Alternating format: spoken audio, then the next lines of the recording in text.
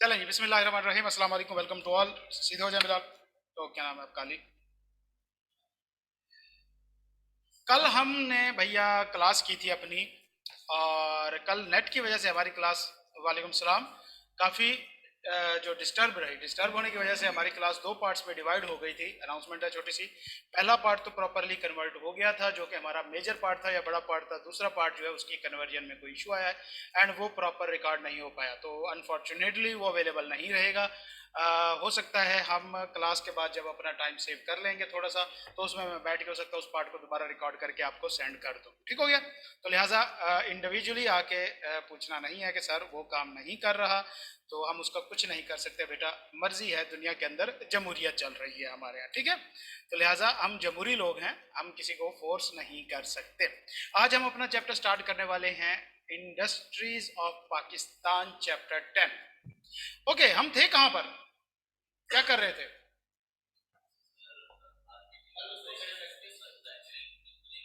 हाँ भाई, ऑनलाइन वाले बंदो, बताओ हम क्या कर रहे थे? उससे पहले क्या कर रहे थे? हम कर के रहे थे बेसिकली, बंदा घेर रहे थे। और बंदा घेरते हुए हमने अब तक कितनी चाय पिलाई है यार? कोई ऑनलाइन वाला हिसाब किताब बताओ यार। 10 से ज्यादा हो गए होंगे यार, ऐसे ना करो भाई। हैं भाई?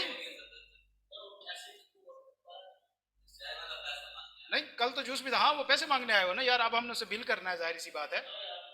लेकिन अब हमने कल थोड़ी सी उससे बात की है कि भैया पैसे कटो। वो कहते हैं भाई मुझे पहले पहले पैसों के बारे में तो समझाओ। तो जाहिर सी बात है, अब जब तक हम उसको बिजनेस फाइनेंस का टॉपिक नहीं समझा लेते, हम उससे पैसे की बात नहीं कर सकते। ठीक हो गया? ओके जी, तो अब तक हमने किया क्या? बेसिकली हमने अब तक बड़े बड़े ख्वाब दिखा दिए उसको। ठीक है? आपने उसको बिजनेसमैन तकरीबन बना दिया, उसकी मेंटेलिटी डेवलप कर दी। हमने जनाब जी उसको इंसान का पुत्र भी बना दिया, इंसानियत भी सिखा दी, सारा कुछ कर लिया। बिजनेस के बारे में भी बता दिया, मैन्युफैक्चरिंग कंपनी के बारे में भी बता दिया। तो हमने उसे कहा, आज हमने उसे क्या कराना है? वालेकुम सलाम अलीना बच्चे। आज हमने क्या कराना है उसे? आज हमने उसे कुछ टूर कराना है, प्रैक्टिकल विजिट कराना है। आज हम उसे ऑफिस में नहीं बिठाने वाले। हाँ जी, आज हम उसको ऑफिस में नहीं बिठाने वाले। हमने कहा कि भाई देखो, बैठे बैठे आप हमारी चाय बहुत पी चुके हो, आओ चलो तुम्हारी गाड़ी में चलते हैं, एसी चलाओ। रास्ते में जाहिर सी बात है हमने उससे लंच भी करना है आज।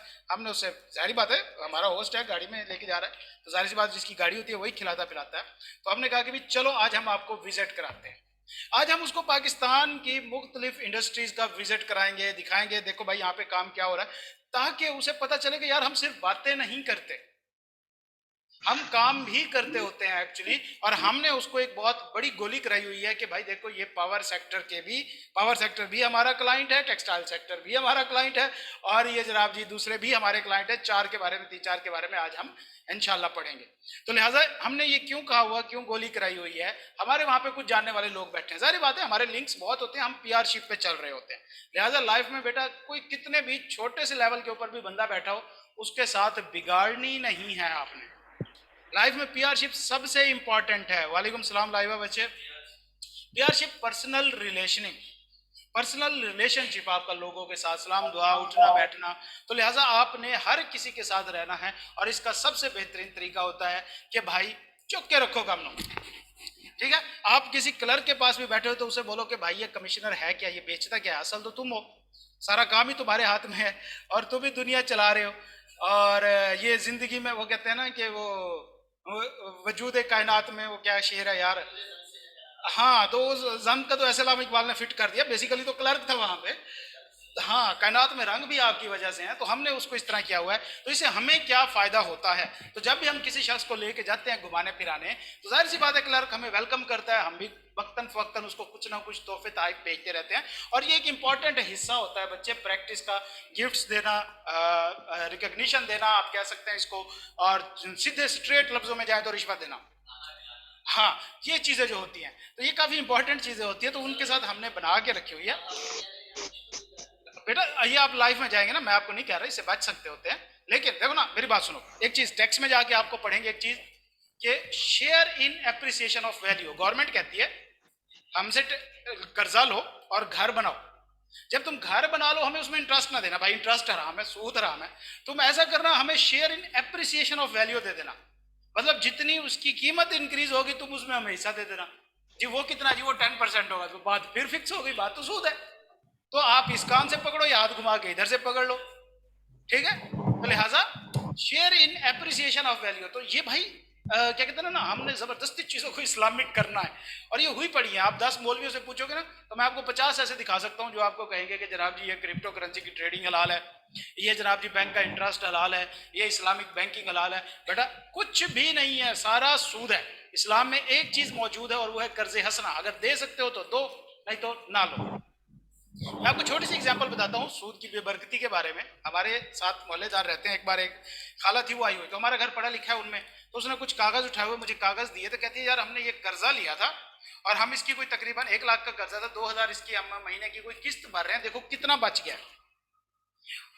अब जब मैंने वो कर्जा देखा तो 2000 किस्त भर रहे हैं, भैया वो 2000 तो सिर्फ इंटरेस्ट था, प्रिंसिपल तो पीछे पड़ा हुआ था, पूरे का पूरा 1 लाख पड़ा था। मैंने कहा खाला ये क्या कर रहे हो, कर्जा तो आपका सारे का सारा वैसा पड़ा है, तो 2000 आप महीने का जो सूद है ऊपर वाला वो भर रहे हो, आप सूद के चक्कर में फंसे क्यों। और यार पुत्र मेरा जाके फंस गया। अब हुआ क्या था, उसका बेटा क्या फंसा गया, लाख रुपए कर्जा निकलवाया, जेब में डाला, वापस आया, फॉर्म पे सोया पड़ा था, वो लाख रुपए भी जेब से निकल गया, वो लाख भी गया, वो तकरीबन कोई 70-80 हजार के करीब इंटरेस्ट भी पे कर चुकी थी, प्रिंसिपल भी अभी वहीं पे मौजूद था, और बेबरकती चेक करो इसमें। तो लिहाजा जिंदगी में सूद जो है वो अल्लाह के साथ बेटा सीधा सीधा ऐलान है, जंग है। जंग का मतलब समझते हो, दुश्मनी करते हैं किससे रहे हो, अल्लाह ताला से। और फिर क्या कहते हो कि आप बातों से इस चीज को जस्टिफाई कर दो शादी दिलाने पाए किसदा किसदा तू एक गप तू तो कुरान मजीद सुना के जियाद ना ये कम है।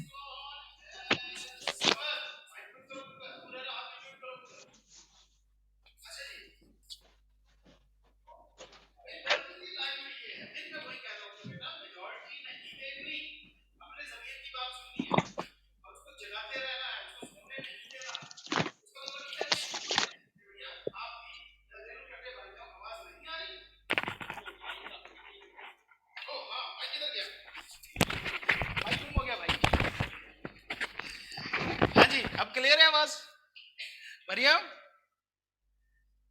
ये चीज चले जी।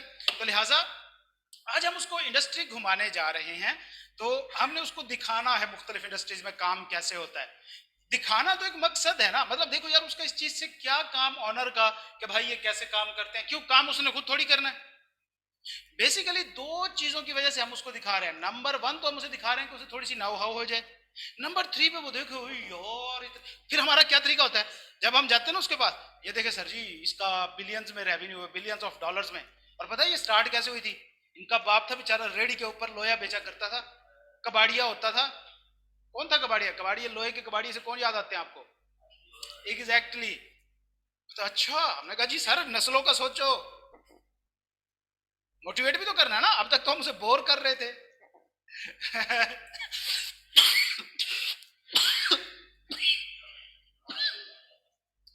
अहमद बच्चे कुछ भी हो है पढ़ा, इसको शफल करते हैं थोड़ा सा। अहमद बच्चे कुछ भी हो बड़े हैं हमसे, हमें किसी के बारे में नहीं पता, हम तक जो भी राय पहुंची है वो या तो सियासतदानों से पूछी है या मीडिया से, हमारी अपनी उस पर कोई जजमेंट नहीं है। तो लिहाजा इस तरह थोड़ा सा ना किया करें, ठीक है। अच्छा जी चलें, तो हमने क्या कहा कि हमने उसको बताना है नंबर 1, तो उसका थोड़ा सा मोरल बूस्ट करना है कि भाई जब अब हम इसके सामने अपना बिल रखें तो इसके पैरों के नीचे जमीन ना निकल जाए। हम कहेंगे सर जी 1.5 लाख दो, सर 1.5 लाख, सर जी देखे तो सही फिर आपने कमाना कितना है। ये कौन करा रहे हैं, ये सारे हम ही तो करा रहे हैं, हम ही तो इनके अकाउंटेंट हैं, ऑडिटर हैं, कंसल्टेंट हैं, ये है वो है। एक पर्पज तो हमारा ये है। शाबाश बच्चे, अहमद माइंड भी नहीं करते होते बेटा, मेरा काम सिर्फ पढ़ाना नहीं है, तरबियत करना भी साथ साथ है। और ये एक बहुत इंपॉर्टेंट आंसर है टीचर्स का, एक टीचिंग का। क्यों, आप खुद देखें तमाम अंबिया कराम बेसिकली अगर हम उनको बाय प्रोफेशन देखें तो वो टीचर्स थे, लेकिन आप देखें कि उन्होंने तालीमात से ज्यादा इखलाकियात सिखाई थी। हमारे कुरान पाक का 80% हिस्सा इखलाकियात, तो फिर हमारे कुरान का 80% हिस्सा जो है वो जस्ट इखलाकियात के ऊपर है। 20% हिस्सा है जो कहता है जिसमें रूल्स लिखे हैं कि आपने हज कैसे करना है, ज़कात कैसे करनी है, नमाज पढ़ो और कलमा पढ़ो, क़यामत पे यकीन रखो, आप सल्लम क्या, ये जस्ट 20% है। 80% इखलाकियात है, हुस्न सलूक बताया गया है, घर वालों के साथ कैसे रहना है, माशरे में कैसे रहना है, बिजनेस कैसे करना है, किन लोगों के साथ अच्छा रहना है, किन लोगों के साथ आपको जंग करनी है, इखलाक को कैसे सुधारना है, जन्नत कहाँ पे है, जहन्नम कहाँ पे है, सारा इखलाकियात के ऊपर बेस करता है। ठीक है, तो इखलाकियात हमारी उस्तादों का एक बाकायदा प्रोफेशन का हिस्सा है। पढ़ाना सेकेंडरी है, आपको इंसान बनाना या आपकी तरबियत करना वो प्राइमरी चीज है। और अगर आप देखते हैं कि आज टीचर्स पोलियो के कतरे पिला रहे हैं, आज टीचर्स इलेक्शंस की मुहिम कर रहे हैं, तो इसमें कसूर किसका है कि उस लेवल पे गिर गए हैं? सबसे बड़ा कसूरवार उस्ताद खुद है। आखिर जो ब्यूरोक्रेट, जो मिनिस्टर बैठ के ऑर्डर दे रहा है, कहीं ना कहीं से तो पढ़ के आया, तो उसके जहन में ये बात तो मौजूद होगी कहीं ना कहीं कि ये सरकारी टीचर है, ये तो सारा दिन बैठ के हरामी करते हैं, पढ़ाते हैं नहीं, इनको इस काम पे लगाओ।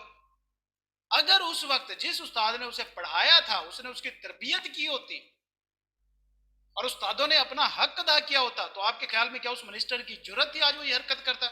हमारे टीचर्स हैं 15-15 साल पहले पढ़े हुए हैं, लेकिन अब भी जाते हैं घुटनों में पढ़ जाते हैं उनके, हालांकि वो भी मैट्रिक एफएससी के टीचर हैं, उन्हीं को पढ़ाते हैं। हम सीए लेवल पे आए खड़े हैं एंड हम प्रैक्टिस में है माशाल्लाह। वो भी मोटरसाइकिल पे होते हैं, जब हम जाते हैं गाड़ी पे होते हैं, लेकिन उतर के पहले उनके गोडों में पढ़ते हैं। एक इज्जत है ना, रिस्पेक्ट है, उन्होंने हक अदा किया था। तो लिहाजा इसमें सबसे बड़े कसूरवार मेरे ख्याल में हम उस्ताद ही होते हैं। तो ये एक मेरी और क्या कहते हैं क्लास का तरबियत का हिस्सा होता है। माइंड नहीं करते इसको, बल्कि इससे सबक सीखते हैं। चलें जी, तो हम उसको जनाब जी आज इंडस्ट्रीज घुमाने जा रहे हैं। हमने उसे बताया कि देखो भाई पाकिस्तान के अंदर इंडस्ट्रीज ऐसे काम करते हैं। सबसे पहले हम उसको लेके जा रहे हैं, हमने उसे कहा करो गैस करो हम जा कहाँ रहे हैं। हमने उसे कहा गैस करो कहाँ जा रहे हो। तो कहता है जनाब जी क्या मतलब, कैसे गैस करूं? मैंने कहा देखो भाई जिंदगी में आपके पास जनरेटर है? कहता है नहीं। हमने कहा यूपीएस है? कहता है नहीं। मैंने कहा फिर सोचो जिंदगी में सबसे ज्यादा और सबसे गई गुजरी गालियां आपने किसको दी है आज तक? वापडा। हमने कहा जी चले माशाल्लाह आज आपको दिखाते हैं। कहता है सर जी वापडा मेरे बिजनेस का हाल जो है वो आपने वापडा वाला ही करना है। हमने कहा नहीं पुत्र बात ये नहीं है, ये तो आपके साथ हो रहा है ना। ये देखो वापडा कितना कमा रहा है, आपको तो कमाई से लेना देना है ना, बाकी तो आपको क्या करना है। थोड़ी बहुत हमने इंसानियत आपको सिखाई है। वालेकुम सलाम आसिया बच्चे, मिस्टर जैफी, थैंक यू बच्चा। अच्छा जी, तो हमने कहा कि तुम्हारा तो पैसे के साथ लेना देना है, आओ जी हम आपको दिखाते हैं। हम उसको ले गए अपनी पावर इंडस्ट्री में। तो सबसे पहले हमने उसे बताया कि देखो भाई पाकिस्तान के अंदर पावर इंडस्ट्री बेसिकली दो बॉडीज के थ्रू मेन, देखो अब हम एक चार्ट बनाते हैं या हम एक सीक्वेंस देखते हैं कि काम होता कैसे। सबसे पहले बेटा क्या होता है कि मेन ग्रिड होता है जिसको हम डैम कहते हैं, डैम्स होते हैं, ग्रिड्स होते हैं।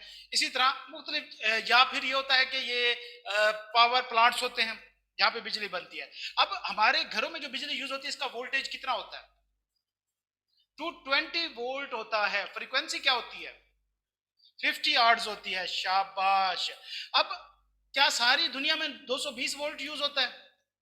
नहीं। अमेरिका में 440 वोल्ट यूज होता है, बर्तानिया में 440 वोल्ट यूज होता है। हमारे यहाँ पाकिस्तान में भी ये खासतौर पे जो इंडस्ट्रीज होती हैं इनके अंदर भी 440 वोल्टेज यूज होता है। अच्छा आपने एक चीज नोट की है कि जो इंडस्ट्री होती है, फैक्ट्री होती है, उसके बाद उसका अपना एक ट्रांसफार्मर लगा होता है। हालांकि लाइन तो वही आ रही है बिजली की ना जो हमारे घर जा रही है, उसके पास जो लाइन जा रही है उस पर बीच में ट्रांसफार्मर लगाने की क्या जरूरत थी? वजह यार तार तो उसी में से ले रहा है जिसको हमें आ रही है। वोल्टेज हाई या लो कर दिया उसको। देख मेरी बात सुनो, एक तार आ रही है हमारे पास 220 वोल्ट उसमें है। एग्जैक्टली तो बेटा ये अच्छा सबसे बड़ी तार आज तक आपने हाई वोल्टेज की तार कहां पे देखी है? शाबाश। हाई वोल्टेज की तार आपने कौन सी देखी है और कहां पे देखी है? कौन सी ऊपर जा रही है? बड़े बड़े खंबे, वो जो वो ऐसे हैं वो डांचों वाले बड़े बड़े, वो जिनकी एक मीम भी बना हुआ है, दो खंबे तार घुमा रहे हैं और एक खंबा उनके ऊपर जंप कर रहा है, शायद फेसबुक पे देखा हो आपने। उनके अंदर 11 केवी होता है, वो 11 किलो वोल्ट होते हैं, 11,000 वोल्ट के जो होता है उनके अंदर। वो कहां से आ रही होती है पावर? वो ग्रिड से आ रही होती है पीछे जहां पे देखो। इसका तरीकाकार क्या होता है कि भाई सबसे पहले या तो बिजली बननी है डैम के अंदर या बननी है पावर प्लांट के अंदर, ठीक है। अगर तो बिजली बनी है डैम के अंदर तो डैम से ये जाती है ग्रिड में, यहां पे ग्रिड होता है। अच्छा नहीं, इससे भी पहले इन दोनों से बिजली निकल के एक ट्रांसफार्मर में जाती है। जब बिजली बन रही होती है मोटरों के जरिए, वहां पे इसका वोल्टेज बहुत डिफरेंट होता है। ये पहले एक ट्रांसफार्मर में जाती है, ठीक है, वहां से ये जाती है ग्रिड में, बहुत हैवी वोल्टेज होता है, ठीक ठाक वोल्टेज होता है, लेकिन वो अनरेगुलेटेड वोल्टेज होता है। अब आपके ख्याल में एक जगह पे टरबाइन चल रही है, ये मशीन चल रही है, शाबाश उसामा, और हमारे उधर मुजफ्फरगढ़ में जब थे ना, तो बहुत नीचे हैं वो, ये 11 केवी की तारें बहुत नीचे है, वहां पे दरियाई इलाका है, वहां पे आवाजें भी आती हैं, और उसके नीचे खड़े हो जाना तो आपके बाल खड़े हो जाते हैं। उसके नीचे खड़े हो गए ना, पाँव जूती उतार के जमीन पर लगाओगे ना, तो वो अर्थ बनता है, तो आपके बाल हाथों के खड़े हो जाते हैं। तो एक मिसहैप हुआ था, हमारे पेपर हुआ करते थे, तो हम अकेडमी से बसें भर भर के जाया करते थे। हम अकेडमी में होते थे, मिसाली का नाम शायद किसी ने सुन रखा हो, मुजफ्फरगढ़ की बहुत मशहूर अकेडमी है, जेल। तो पेपर देने गए तो एक बच्चा छत पे चढ़ गया, और पता किसी को नहीं है। अब छत से तारे करीब पड़ते थे, जैसे ही वहां से गुजरे बच्चे को तारों ने खींच लिया, ऊपर चढ़ गया था बेचारा, अल्लाह ताला उसको जो रहमत में जगह दे। तो खैर एहतियात करनी चाहिए। अब क्या होता है कि बेटा, अनरेगुलेटेड वोल्टेज होता है। आप अगर एक जनरेटर चलाते हैं, जब एक जनरेटर चल रहा होता है तो लाइट यूं कर रही होती है, कम ज्यादा हो रही होती है, फ्लक्चुएशन होती है। क्यों? वो जो मोटर चल रही है उसमें रेगुलेशन नहीं है, कभी उसकी स्पीड स्लो भी हो जाती है, कभी तेज भी हो जाती है। वो अनरेगुलेटेड वोल्टेज होता है। इसलिए कहते हैं यूपीएस और जनरेटर पे चार्जर ना लगाया करो मोबाइल। कैसा होता है, सुना है कभी? ऑनलाइन वाले तमाम स्टूडेंट्स, क्या ऐसा हुआ है कि किसी ने यूपीएस पे चार्जर लगाया और चार्जर खराब हो गया हो? किसी का हुआ है आज तक? सुना है? और तू भी कोई सुने है? और जिंदगी में कुछ सुना है और जिंदगी में कुछ किया है? अभी तक हुआ नहीं है। यस सर, एक का हो गया, मेरे अपने 2 खराब हो चुके हैं। क्या होता है कि भाई उनका वोल्टेज अनरेगुलेटेड होता है, लेकिन कभी इस बिजली का वोल्टेज रेगुलेटेड नहीं होता। उसकी रीजन ये है, पटाखा मार गया था सर, ओ भाई जफी ये तो बात ही करती। अच्छा जी, तो क्या होता है कि ये डैम से यहाँ पे जो आता है, इसको ग्रिड में भेजा जाता है, ग्रिड इसको रेगुलेट करता है, इसको स्ट्रीमलाइन करता है एक प्रॉपर तरीके से। फिर ग्रिड क्या करता है, आगे भेज देता है। आगे फिर बड़े बड़े ट्रांसफार्मर होते हैं, ये जो 11 केवी की लाइनें जा रही हैं, ये फिर ट्रांसफार्मर्स में जाती हैं, और उन ट्रांसफार्मर से लोड कम होता है, फिर ये हमारे डिस्ट्रीब्यूशन कंपनीज को आ जाती हैं, जो हमारे यहाँ वापडा के वो होते हैं, मैपको क्या, हर इलाके के अंदर छोटे छोटे ग्रिड्स बने होते हैं, फिर वहां से आती है। Exactly exactly। फिर वहां से बिजली जब निकलती है वो तकरीबन 420 वोल्ट की होती है। एक आप जब भी आप घरों को देखेंगे अपने, अगर आप थोड़ी सी बेहतर जगह पे रहते हैं, तो एक लाइन वो होती है जो गुजरी है जिसमें आपका मीटर लगा होता है, लेकिन सामने एक और लाइन गुजरी होती है जिसकी तार थोड़ी सी मोटी होती है, और जो आपका ट्रांसफार्मर होता है बेसिकली वो उस लाइन में से कनेक्टेड होता है। ऐसा होता है, हमारे घर के सामने ये 3 लाइनें हमारे घर के बिल्कुल ऊपर से गुजरती है, इनमें लगा हुआ है हमारा मीटर। हमारे बिल्कुल सड़क क्रॉस करके 3 लाइनें और गुजर रही हैं, लेकिन ये थोड़ी सी मोटी तारें होती हैं, और जो यहाँ पे हमारा ट्रांसफार्मर लगा हुआ है बेसिकली वो इनसे वोल्टेज ले रहा होता है। ये वो तारें होती हैं जो बेटा डायरेक्ट ये 440 का वोल्ट लेके आ रही होती है। अब ये 440 का वोल्ट यहाँ पे तो कंपनीज को चाहिए होता है, उनको डायरेक्ट दे देते हैं इसी में से कनेक्शन, लेकिन घरों में कनेक्शन के लिए कितना वोल्टेज चाहिए, 220। तो फिर क्या करते हैं कि यहाँ पे ट्रांसफार्मर लगा देते हैं, यहाँ में बिजली इसमें आती है, 220 वोल्ट की होती है, ये हमारी कंज्यूमर्स लाइन है। बेसिकली ये कंज्यूमर्स लाइंस होती हैं, ये इंडस्ट्रियल लाइंस होती हैं। इंडस्ट्री में नॉर्मली 440 का वोल्ट यूज होता है, इससे ज्यादा भी होते हैं, खासतौर पे अगर स्टील मिल में चले जाएं, तो मैं गया था तो वहां पे तकरीबन कोई इसका डबल था, 880 वोल्टेज वहां पे उनको देते होते हैं, और उनके बिजली के बिल मिलियंस में होते हैं भाई। मैं हैरान रह गया था वहां पे देख के, उनके काम जैसे हो रहे होते हैं। खैर, तो क्या हुआ कि ये एक तरीकाकार है बिजली को बनाने से लेके एंड तक लेके जाने का, ट्रांसमिशन का। तो इसमें हर स्टेज का कोई ना कोई नाम है, हर स्टेज का कोई ना कोई इसके अंदर स्टेप है, कुछ ना कुछ शामिल है। अच्छा, तो अब हम उसको लेके गए, हमने कहा कि देखो भाई, पाकिस्तान के अंदर 2 मेन बॉडीज हैं जो इसको शुरू से रेगुलेट करती हैं। ये वाला ये जो इदारा है जिसके अंदर रॉ बिजली बन के आ रही है डायरेक्ट डैम से, यही से, ये बेसिकली 2 इदारे हैं। एक हमारा वापटा है, एक हमारा केपको है, के इलेक्ट्रिक जिसको कहते हैं, कराची वालों को, जो सिंध वालों को बिजली दे रही है। ये 2 इदारे थे, ये दोनों गवर्नमेंट के इदारे थे। इनको बिजली यहां से, इन दोनों की जिम्मेदारी होती थी डिस्ट्रीब्यूशन की, और ये दोनों सरकारी इदारे थे। लेकिन 2005 में के इलेक्ट्रिक को प्राइवेटाइज कर दिया गया और उसने कराची का बेड़ा गर्क करके रख दिया। इसको प्राइवेटाइज से क्या मुराद होता है? अभी बीच में आपने सुना होगा पीआईए को प्राइवेटाइज करने की बातें हो रही थी, ऐसे था ना कि भाई मोहतेज ले जाओ, जो होटल लेगा पीआईए फ्री उसको साथ में। प्राइवेटाइज से क्या मुराद होता है बेटा, कोई मुझे बताएगा? किसको भेज देना? आम आम को कैसे? तो कुछ तगड़ा बनाओ, दाव का खूब करो भाई। आप पीआईए की क्या कीमत लगाओगे? जो वो देंगे कौन लेगा? जरदारी से ज्यादा तगड़ा बंदा है। और जरदारी जरदारी ने क्यों नहीं लिया फिर, अगर इस तरह की चीज थी तो? ना ना ना ना, लॉस में नहीं है, चलती हुई इंडस्ट्री है और थोड़ा सा एफर्ट का काम है। देखो लॉस में जा रहा है तो उसकी कीमत भी तो उतनी ही देंगे ना वो। क्यों नहीं लेता था भाई, मेरी बात सुनो, एक चलती चलाई फैक्ट्री आप क्यों नहीं लोगे? कैसे भाई? देखो, क्या जब हमने शुरू में बनाई थी पहले दिन ही प्रॉफिट में थी, और एक दिन हम बूम पे भी गए थे। एमिरेट्स एयरलाइन हमने बनाई थी, ऐसी बात है। एमिरेट जो हमारी आज टाइम दुनिया की सबसे टॉप है, वो हमने बनाया था। मलेशिया की जो एयरलाइन है वो हमने बनाई थी, वो टॉप्स पे चल रही है। तो क्या पहले दिन ये जीरो पे नहीं थी? टॉप पे गई ना, तो लॉस में तो टॉप पे तो जा सकती है। और इसका स्कोप है, एक ना स्कोप नहीं है, स्कोप है, चलता है, रनिंग है। ब्रेक इवन ये थोड़े बहुत लॉस में, फिर क्यों नहीं खरीदा? तो प्राइवेटाइज से क्या मुराद है? जिसमें कुछ शेयर गवर्नमेंट और कुछ पब्लिक के। शाबाश उसामा बशीर, पटाखा मारा। अच्छा बेटा, क्या होता है कि ये पब्लिक कंपनीज होती हैं, इनके शेयर्स होते हैं। जब हम कहते हैं कि ये गवर्नमेंट सेक्टर है तो उसके सारे शेयर्स गवर्नमेंट के पास होते हैं, या कम से कम मेजोरिटी शेयर गवर्नमेंट के पास होते हैं। जब प्राइवेटाइज कर रहा होता है तो फिर उसके शेयर जनरल पब्लिक को सेल कर दिए जाते हैं, शेयर सेल किए जाते हैं। ऐसा नहीं होता ओनरशिप हो के किसी एक बंदे को सेल कर दो, और ऐसा नहीं होता कि आप 50% से ज्यादा ओनरशिप ले लो। बहुत रेगुलेटरीज होती है इसमें। भैया मंशा ने क्या किया था? एमसीबी बैंक कैसे लिया था इसने, आपको पता? क्या क्या बताया था? एग्जैक्टली, आहिस्ता आहिस्ता वो शेयर लेता रहा, कि कभी भाई के जरिए, कभी चाचे के जरिए, कभी मामे के जरिए। जब शेयर इकट्ठे हो गए, खड़ा हो गया, कह दिया जी मेरा मेजोरिटी शेयर होल्डर है, बाकी निकलो सारे। 50% क्रॉस किया और खड़ा हो गया। तब से फिर एसईसीपी ने रेगुलेट लगाया कि कोई भी अगर शेयर होल्डर 10% से ज्यादा की लिमिट क्रॉस करता है तो उसको डिस्क्लोज करना होगा अपना। ये अब कंपनी लॉ के अंदर पड़ेगे, फॉर्म 41 अभी नया इंट्रोड्यूस हुआ है। उसमें हम ऑनरशिप जो होती है इंटरेस्टेड पर्सन की, इंटरेस्टेड ऑनरशिप होती है, वो हमने डिस्क्लोज करनी होती है ताकि सरप्राइज ना हो। ठीक हो गया?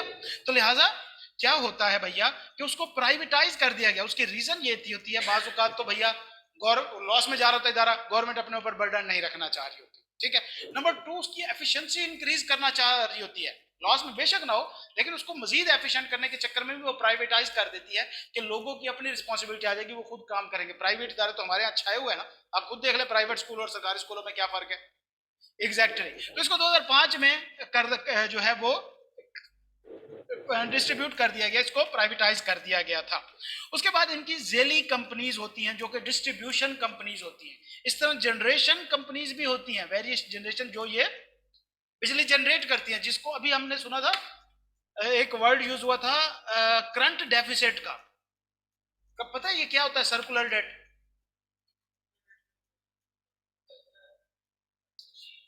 गर्दिशी कर्जा, ये कौन सा कर्जा होता है? कभी इसका कंसेप्ट आपको आइडिया है? कोई मुझे बता सकता है ऑनलाइन में से? ये जो सर्कुलर डेट होता है या गर्दिशी कर्जा होता है, इसका क्या मतलब है? ऑनलाइन वाले बताएं यार, आज चुप करके बैठे हो। पहले तो एक बार सारे यस सर बोलो ना यार, सोए पड़े हो। जल्दी से जल्दी से जल्दी से। आजाद चाय वाला भी इधर है, किधर है? ओ भाई 30 दिन में अकाउंटेंट बन जाए तो इधर क्या कर रहा है? Yes sir, yes sir, yes sir.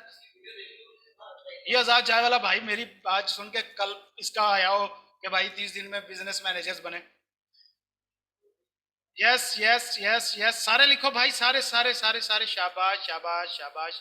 चले जी, मतलब काफी सारे जाग रहे हैं मेजोरिटी में अवाम। ओके, अब मुझे बताओ कि बेटा, क्या मैं पूछ रहा था? मुझे बताओ, मैं पूछ कर रहा था सर्कुलर डेट क्या होता है। अभी हमारा हुकूमत ने, जब पीटीआई की हुकूमत आई थी तो ये तकरीबन कोई 50 बिलियन के ऊपर था सर्कुलर डेट। एंड नाउ जो अब खबर आ रही है, आओ तुम्हें 30 दिन में अकाउंटेंट बना, मैं आ रहा हूँ उधर। अच्छा जी, अब वो कहते हैं 0.5 बिलियन रह गया जस्ट। ये क्या है? गर्दिशी कर्जा है क्या? जब हम दूसरी कंट्री से लेते हैं, नहीं बेटा, वो गर्दिशी, वो सर्कुलर डेट नहीं होता, वो डेट होता है।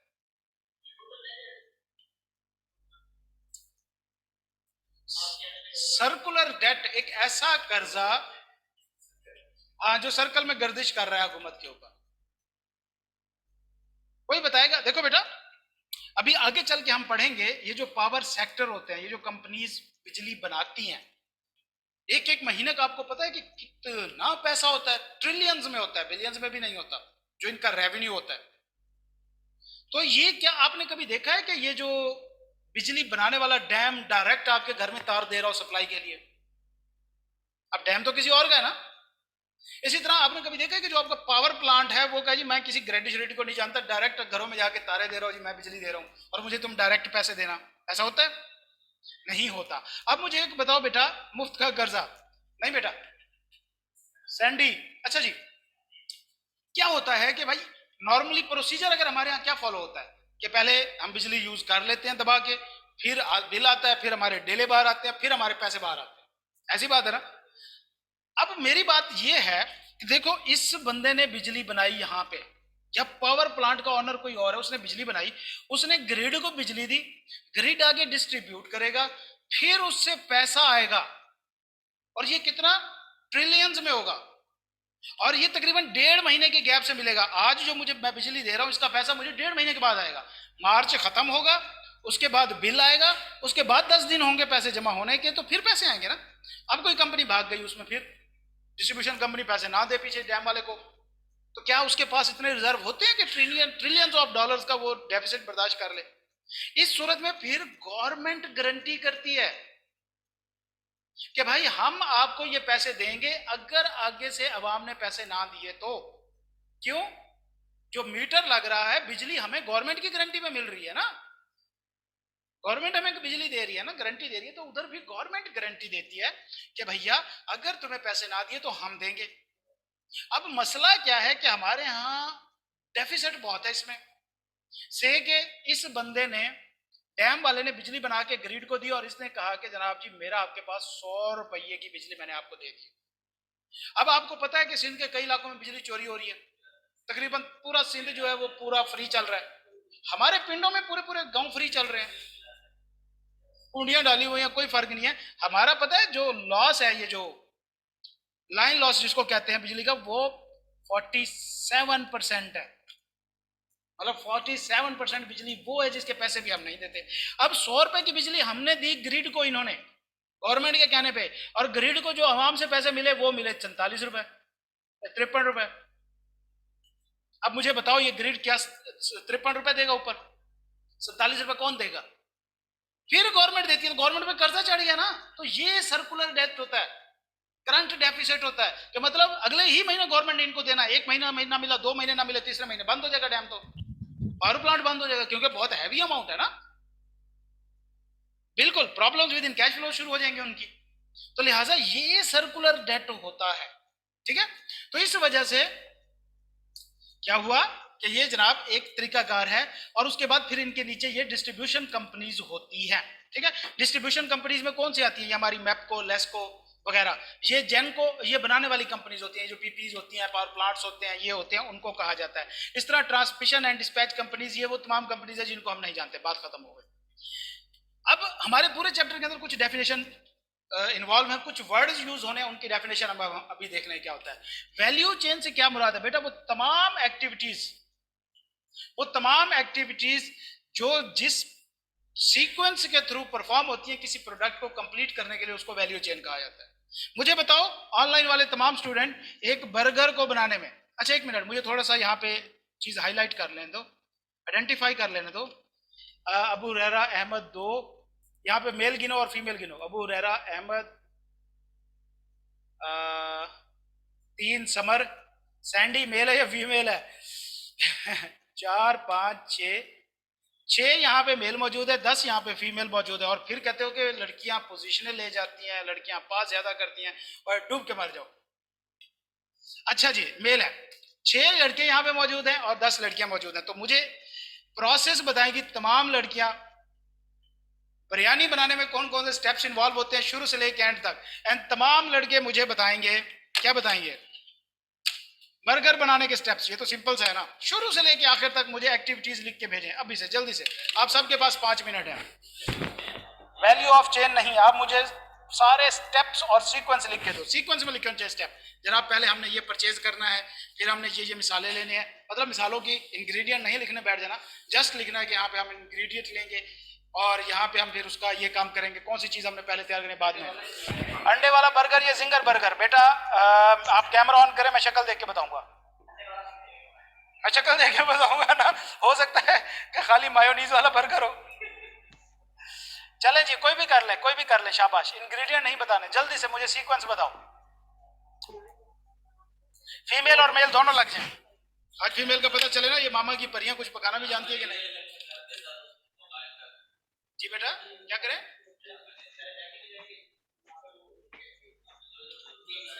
ठीक है, सबसे पहले आप बैटरी पे ऑनलाइन वाले लिखो भाई। ओए माइक म्यूट करो, किसका ये गाने चल रहे हैं मानूर? या तो यार कोई अच्छी क्वालिटी में चलाओ, कम से कम हम क्लास में एंजॉय तो करें। अच्छा जी, सबसे पहले क्या करना है? अच्छा भाई, हाँ जी, आप बर्गर बना लीजिए। ठीक है, ओके।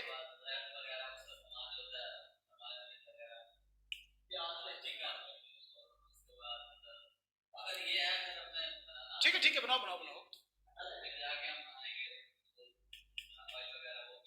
ठीक है, पकाएंगे कैसे पकाएंगे? ऑयल वगैरह लिया, उसके बाद आप चूल्हा जलाएंगे, हीट करेंगे। बेटा शॉप नहीं बनानी, शॉप नहीं बनानी, जस्ट मुझे रेसिपी बताओ। बर्गर है आना, रेसिपी बताओ ना, किसी को भी आती है तो कोई एक लिख दे यार, जिसको आती हो, जिसको बनाना कम से कम आता हो। मैं नहीं खाने वाला यार आपसे, नहीं दावत लेने वाला। अच्छा जी, तो ये आपने बर्गर की रेसिपी बताई, खुदा दा वास्ता कभी काम शुरू ना करी बर्गर का, ठीक है ना? छोड़ दे तू बर्गर बनाना जिंदगी में। आई परचेज गैस, अच्छा ठीक है, ये गैस हो गया, रॉ मटेरियल हो गया, purchase for burger, 3 cooking process for finished and 5 eating. बेटा फिनिश्ड के बाद स्टोरिंग नहीं आएगा। ठीक है जी, मुनम आ गई, आ जाए जी। चले, मुझे भी बनानी आती है, चिकन राइस प्लस मसाला। ठीक है, सबसे पहले चिकन को बना के अलग से, राइस को अलग से बॉईल करें। बिरयानी बनाने लगे हैं, ठीक हो गया। अलग बॉईल करना है चिकन को, मसाला अलग से बनाते होते हैं, ठीक है, अलग से बॉईल करें। अच्छा करेंगे, फिर दोनों को तह बना के लगा देंगे, बिल्कुल दम लगाना है। दम कितनी देर का लगाना है बच्चे, जल्दी बताओ मुझे। और चावल कौन सा यूज करना है, पक्की बासमती या कच्चा? हाँ वो है एंशियल रिएक्टिव। बैठ जा, पानी लेके आ, ठंडे वाला लेके आ कहीं से। ठीक है, 15 मिनट। अच्छा बेटा मुझे एक बात बताओ, जब आप चावल बॉयल करते हो बिरयानी के लिए, तो उसमें ऑयल और क्या, ऑयल क्यों शामिल करते हो? ऑयल डालते हो थोड़ा सा चावल बॉयल करते वक्त या नहीं डालते? जल्दी करें जल्दी करें। यस, क्यों डालते हैं उसकी वजह मुझे बता दो। वैल्यू चेन है ना, वैल्यू ऐड कर रहे हैं तो जाहिर बात है ऑयल डाला, कुछ ना कुछ वैल्यू ऐड होगी। तो सर क्या बका रहे हैं बेटा? शुक्र है बका रहे हैं, बक रहे हैं नहीं लिख दिया। पका रहे हैं, पका रहे हैं, पका रहे हैं, ठीक है बेटा, मैं सारों को आज पका ही रहा हूँ बस। मेरे ख्याल में तकी आप हमें पका रहे हो, इतना लेट आ रहे हो आप बच्चे। हम बिरयानी, आपने बर्गर बनाना है और लड़कियों ने, जो फीमेल है हमारी बेटियां, वो बिरयानी बनाएंगे। मुनम मैंने आपसे क्या पूछा बच्चा? ऑयल हम क्यों यूज करते हैं? अच्छे बॉयल होते हैं ना, ना, ना, ना। ये रीजन ही नहीं है ना, आपने अपनी मम्मा को देख लिया कि वो बना रही है, वो ऑयल डालती है तो हम भी डालने चले। अच्छे क्यों बॉयल होते हैं? आपको पता है ये जो कलफ होता है कपड़ों को लगाते हैं, ये किस चीज से बनता है? ये राइस से बनता है। जब हम राइस को बॉईल करते हैं और जब हम उसको छानते हैं तो एंड पे व्हाइट व्हाइट सा होता है, देखा है? अगर आप ऑयल नहीं डालेंगे ना, वो व्हाइट व्हाइट सा जो होता है चावलों से अलहदा हो जाता है, और जब आप उसको खाते हैं तो वो अजीब सा गले में चिपकते हैं आपके। हम ऑयल इसलिए डालते हैं कि वो अलहदा ना हो। ऑयल क्या करता है, चावलों के ऊपर एक कोटिंग कर लेता है, उसको डिसॉल्व नहीं होने देता, जिसकी वजह से वो जो कलफ होता है जिसको अरारोट कहते हैं वो अलहदा नहीं होते, जिसकी वजह से जब हम उसको बॉयल करके छानते हैं तो वो व्हाइट व्हाइट नीचे नहीं बह रहा होता है एंड पे, चावलों का जो आटा होता है। एग्जैक्टली तो फिर क्या होता है कि वो चावल जो है वो जब हम खाते हैं तो हमें अजीब से यहाँ पे गले में फंसते नहीं है, गला नहीं घुटता। उसके बगैर आप करके खाओगे तो वो गला घुट जाएगा। वही वही वही, नहीं बेटा आपको नहीं पता था, अच्छे बॉयल होते हैं। हाँ, खीर में बेटा अगर आप ज्यादा हार्ड बनाने जा रहे हो तो फिर डालना पड़ता है, नीचे ना लग जाए। खीर की टाइप होती है ना, एक तो बिल्कुल पतली सी होती है जो हमारे गांव में बनती है, आधा लीटर दूध, 4 लीटर पानी, आधा किलो चावल और वो बन जाता है। जो यहाँ बनती है शॉप्स के ऊपर हम देखते हैं गाड़ी सी होती है, उसमें थोड़ा सा मिक्स करते हैं, नीचे ना लग जाए। सर जी मैंने बताया था, क्या बताया था लीना बच्चे आपने? अच्छा बेटा मैं 8-10 साल से ये कुकिंग कर रहा हूँ, आई थिंक मेरी बहुत अच्छी कुकिंग है, ताकि चावल चिपके नहीं। शाबाश लीना, गुड हो गया, जबरदस्त। मैं वो पढ़ रहा हूँ, कुकिंग क्लास शुरू हो गई बेटा, कुकिंग क्लास में रखो ना तो मेरे ख्याल में मैं सीए से ज्यादा अच्छी करा लूंगा। हाँ, फ्लैट होस्टल पे हम पकाते होते हैं, लेकिन अब कंटिन्यूस नहीं होता, टाइम नहीं होता। लेकिन एंड बिरयानी में तो मैं एक्सपर्ट हूँ, बर्गर में एक्स्ट्रा एक्सपर्ट हूँ। चले जी, तो वैल्यू चेन बेसिकली क्या है? अब आपने देखा कि जब हम चावल परचेज करेंगे तो मैंने पूछा कौन सा चावल होगा, वो कच्चा या बासमती? उसने कहा बासमती। क्यों बासमती? कच्चा क्यों नहीं लेंगे? वजह? ओए इंसान बनो यार, थोड़ा सा एक्टिव हो क्लास में, छोड़ो अपनी। अच्छा, मुझे बताओ कि हम चावल बासमती क्यों लेंगे, कच्चा क्यों नहीं लेंगे? बोलो ना। बिरयानी अच्छी बनाती है ये यार, देखो फाइनल प्रोडक्ट अच्छी बनाने के लिए तो हम हर स्टेप पे कुछ ना कुछ फोकस कर रहे हैं ना। वैल्यू चेन जिसको कहते हैं, दो तरह की वैल्यू चेन होती है। अच्छा जी, किसका आंसर आया? कोई एक्सपर्ट बंदा? टूट जाएंगे, शाबाश अलीना, वो टूट जाते हैं, इसलिए हम बासमती लेते हैं ताकि वो टूटे नहीं, नंबर वन। फिर उसके बाद हमने ये भी देखा कि जब हमने बॉयल करना है तो फिर क्या करते हैं, हम उसमें ऑयल शामिल करते हैं ताकि वो चिपके नहीं आपस में और बाद में गले को ना लगे, वो वट्टे से ना बन जाए उनके। हाँ, ऐसे वट्टे वट्टे से बन जाते हैं, सख्त हो जाते हैं, आपस में मिल जाते हैं। क्यों ये सब क्यों कर रहे हैं, हर स्टेप क्यों परफॉर्म कर रहे हैं? वैल्यू ऐड कर रहे हैं ना, ताकि एंड बिरयानी हमारी अच्छी। लड़कों के लिए नहीं बेटा, ये लड़कों के लिए भी क्लास है, बल्कि लड़कों को तो आजकल ज्यादा पता है, आपके सामने उस्ताद खड़ा है आपका यार, एग्जाम्पल खड़ी है। अच्छा जी, तो क्या हुआ बेटा कि हमने वैल्यू ऐड करनी है हर प्रोडक्ट के अंदर, तो हम हर स्टेप पे, उसके बाद फिर क्या होता है कि हमने साथ में मसाला तैयार करना होता है। अब मसाले में भैया कौन सी चीज यूज करते हैं, मुझे इंग्रेडिएंट बताएं जो चिकन के अंदर आप डालते हैं मोटे मोटे, मतलब ये छोड़ दें गरम मसाला, बिरयानी मसाला, इसके अलावा क्या होता है? टमाटर और प्याज, अदरक, शाबाश, ऑनियन, योगर्ट। योगर्ट के साथ हम एक और चीज भी इसी पर्पस के लिए ऐड करते हैं। कोई करता है? अगर नहीं करता तो मैं बता देता हूं। नहीं, मिल्क नहीं यार, लड़कियों की फेवरेट चीज है वो भाई। केचप कौन शामिल करता है? इमली, मरियम आ गई ना, वही मैं कह रहा हूँ, इमली डालते हैं। अब ये हम देखो, सालन जब हम नॉर्मल बनाते हैं क्या उसमें हम ये चीजें डालते हैं? जस्ट सिंपल आलू डालते हैं, टमाटर डालते हैं, ढेर सारा पानी डालते हैं और फिर उसके ऊपर मजीद पानी डालते हैं, दम लगाते हैं, उसके बाद फिर जनाब जी सारा घर अनेवा टुबिया मारे खाए। ठीक है ना? मेरी सिस्टर बनाती थी और उसमें इतनी बरकत होती थी कि वो चार चार बार लेने पे भी नहीं खत्म होता था पानी पर। वो हर बंदे के हिसाब से वो जो है 2 कप पानी डाल जाते थे। मैं आपको छोटा सा एक मजे की बात बताऊं, अभी मैं घर गया था तो जब मैं आने लगा घर से तो मैंने कहा हलीम बना दें, और हमारे घर में हलीम बहुत अच्छी बनती है। और मेरी शुमाई किस्मत, संडे के दिन मैं फरमाइश कर बैठा, मैंने मंडे को लाहौर आना था, आपकी क्लासेस थी ट्यूजडे को, तो मैं फिर कुछ साथ में लेता जाऊंगा, 1-2 दिन मेरा गुजारा हो जाएगा वहां पे। अब जनाब जी हलीम में दलिया डलता है, आप सबको पता है दलिया वो चीज है जो बेसिकली क्वांटिटी बनाता है उसकी, बाकी तो थोड़ी बहुत दाल होती है, उसमें चिकन होता है और मसाला जात होते हैं, दलिया वो होता है जो उसकी क्वांटिटी बनाता है। अब मैं गया, मैं जनाब जी तकरीबन 1.5 किलो दलिया लेके आ गया, मुझे पता लेके जाओ, मैं लेने गया 1 किलो इतना सा था, हम कह 1 किलो इतने में क्या होगा, 1.5 किलो करते थोड़ा सा। वो मैं लेके आ गया, घर आया तो अम्मी को नहीं बनानी आती, अम्मी को नहीं कुकिंग आती घर में, हम मर्दों की कुकिंग सबसे अच्छी है, उसके बाद मेरी एक सिस्टर है उसकी अच्छी है, तो वो सिस्टर उस दिन घर आई हुई थी, हमने कहा जी बनाओ, उन्होंने बनाना, उन्होंने क्या किया, दलिया डाल दिया बड़े से देगचे के अंदर, भाई ये बॉयल हो जाए। अब वो आधा दलिया डाला और वो इतना सारा हो गया बॉयल होके, तो मैं और अबू चले गए एक फौत की हुई गाँव में।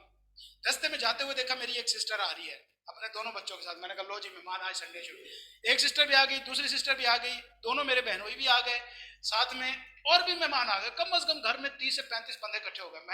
मैंने जाते हुए अबू को कहा आपको नीम नहीं बचड़ी, हालांकि मैंने कहा था कि मैंने साथ घर भी लेके जानी है, मैंने लाहौर भी लेके जानी है, चले मुझे टेंशन थी कि नीम नहीं बचती।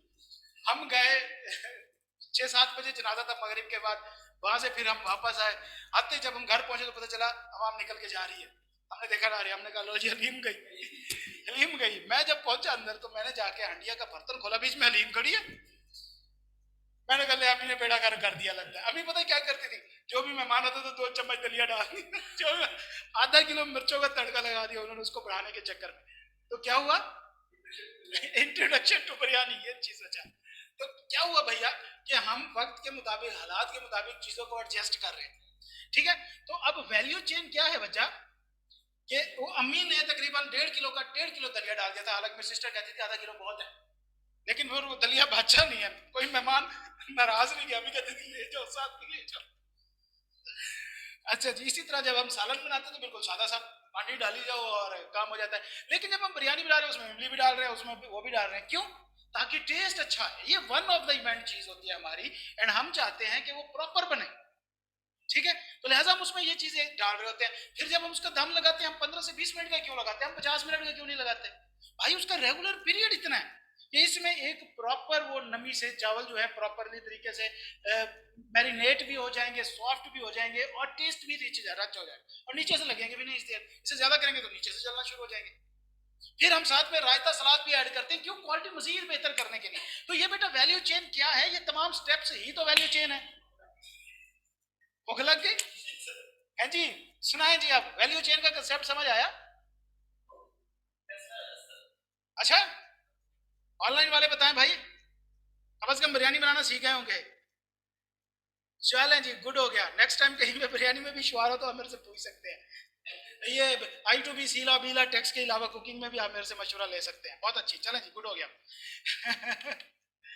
पेपर में तो बिरयानी नहीं आएगी ना सर? नहीं बेटा, पेपर पास ना हुआ तो बिरयानी बनाने वाले आएंगे आपके सर पे। हम ये पास हो गया तो फिर बिरयानी ही बिरयानी होंगे। चलें जी, गुड हो गया, आगे चलते हैं। तो लिहाजा बेटा ये जो तमाम स्टेप्स हैं, आए बेटा आए, बिल्कुल वेलकम। हम यहीं पे बना लेंगे, इधर ये चूल्हा लगा लेंगे, शुरू हो जाएंगे। कॉलेज वालों से किसने पूछना है? अच्छा जी, तो ये होता है वैल्यू चेन। वैल्यू चेन क्या है? किसी प्रोडक्ट को कंप्लीट कंज्यूम करने तक, शुरू से लेके एंड तक बनाने में जितने स्टेप्स इन्वॉल्व होते हैं, जिस जिस पे हम वैल्यू ऐड कर रहे हैं, तो उसको वैल्यू चेन कहा जाता है। और नॉर्मली इसकी दो टाइप होती है, प्राइमरी एंड सेकेंडरी। वो हमारे सिलेबस का पार्ट है, हम उसमें नहीं जाएंगे, वो काफी लेंथी है। अब स्ट्रीम से क्या मुराद है बेटा? ये तमाम वो एक्टिविटीज होती हैं जो परचेजिंग से रिलेटेड होती हैं, जो प्रोडक्शन से रिलेटेड एक्टिविटीज है। मतलब जब तक आपने एक रॉ मटेरियल खरीदना, उसकी परचेजिंग, प्रोक्योरमेंट, उसको लेके आना, ट्रांसपोर्टेशन, उसकी स्टोरेज, जब तक आप मैन्युफैक्चरिंग नहीं करते, इसको अपस्ट्रीम एक्टिविटीज कहा जाता है। डाउन स्ट्रीम एक्टिविटीज क्या? मैन्युफैक्चरिंग के बाद फिर स्टोरिंग, फिर डिस्ट्रीब्यूशन, पैकेजिंग, कंजम्पशन, फिर जो उनकी चीजें हैं वो अपस्ट्रीम, डाउन स्ट्रीम एक्टिविटीज कहलाती हैं। वर्टिकल इंटीग्रेशन क्या होती है बेटा? ये कंपनी के अंदर प्रोडक्शन प्रोसेस की आपस में लिंकिंग को कहा जाता है। दैट्स इट, इतना ही याद रखिएगा। सप्लाई चेन क्या है बेटा? ये वो सप्लाई चेन है जो तमाम गुड्स को, देखो वैल्यू चेन क्या है? तमाम वो स्टेप्स जो प्रोडक्ट की वैल्यू में ऐड करने के लिए, वैल्यू ऐड करने के लिए जरूरी है। सप्लाई चेन क्या होती है? प्रोडक्ट को शुरू से लेकर एंड कंज्यूमर तक पहुंचाने के लिए। मिसाल के तौर पर सबसे ऊपर मैन्युफैक्चरर, फिर डिस्ट्रीब्यूटर, फिर डीलर, फिर होलसेलर, फिर रिटेलर, फिर जनरल पब्लिक। ये सप्लाई चेन है। दोनों को कंफ्यूज नहीं करना। कैपिटल इंटेंसिव से मुराद बेटा वो इंडस्ट्री है जिसमें कैपिटल रिक्वायरमेंट बहुत ज्यादा है, मतलब जिसके अंदर पैसे की इन्वेस्टमेंट अच्छी खासी चाहिए होती है, उसको कैपिटल इंटेंसिव कहा जाता है इंडस्ट्री को। चलें जी, हमने ये पावर स्टेशन का सिस्टम पूरा हमने समझ लिया है और ये सारा कुछ आपने पढ़ना है, इसके अंदर सारा कुछ वही है। Silent feature of a power generation company. जी उसामा बशीर, सप्लाई चेन से क्या मुराद समझ नहीं आया आपको? यार मेरे ख्याल में ना हमें 10 मिनट के बाद मीटिंग को क्लोज कर देना चाहिए। सिर्फ एक नेट के इशू की वजह से ना मैं क्लोज नहीं करता, बच्चे आते जाते रहते हैं, नहीं तो क्लोज कर देंगे ताकि न्यू आने वाले बच्चे हमें कम से कम पुरानों को डिस्टर्ब ना करें। बेटा देखो, वैल्यू चेन क्या है? तमाम वो एक्टिविटीज जो एक प्रोडक्ट को शुरू से लेके एंड तक बनाने के लिए होती है। सप्लाई चेन क्या है? प्रोडक्ट बनाने से लेके कंज्यूमर तक पहुंचाने के लिए जो एक्टिविटीज होती है। कि भाई मैन्युफैक्चरर चीज बनाता है, उसे डिस्ट्रीब्यूटर उठाता है, डिस्ट्रीब्यूटर क्या करता है? आगे डीलर या होलसेलर को पहुंचाता है। होलसेलर से कौन लेता है? रिटेलर। रिटेलर कौन होते हैं? ये जो हमारी दुकानें हैं छोटी शॉप्स वाली, वो लेके आते हैं। फिर वहां से रिटेलर जो है वो जनरल पब्लिक को या कंज्यूमर को चीज देता है। तो ये पूरी एक चेन है जिसके जरिए आ रही है, तो इसको सप्लाई चेन कहा जाता है। क्लियर है पुत्र? सामा,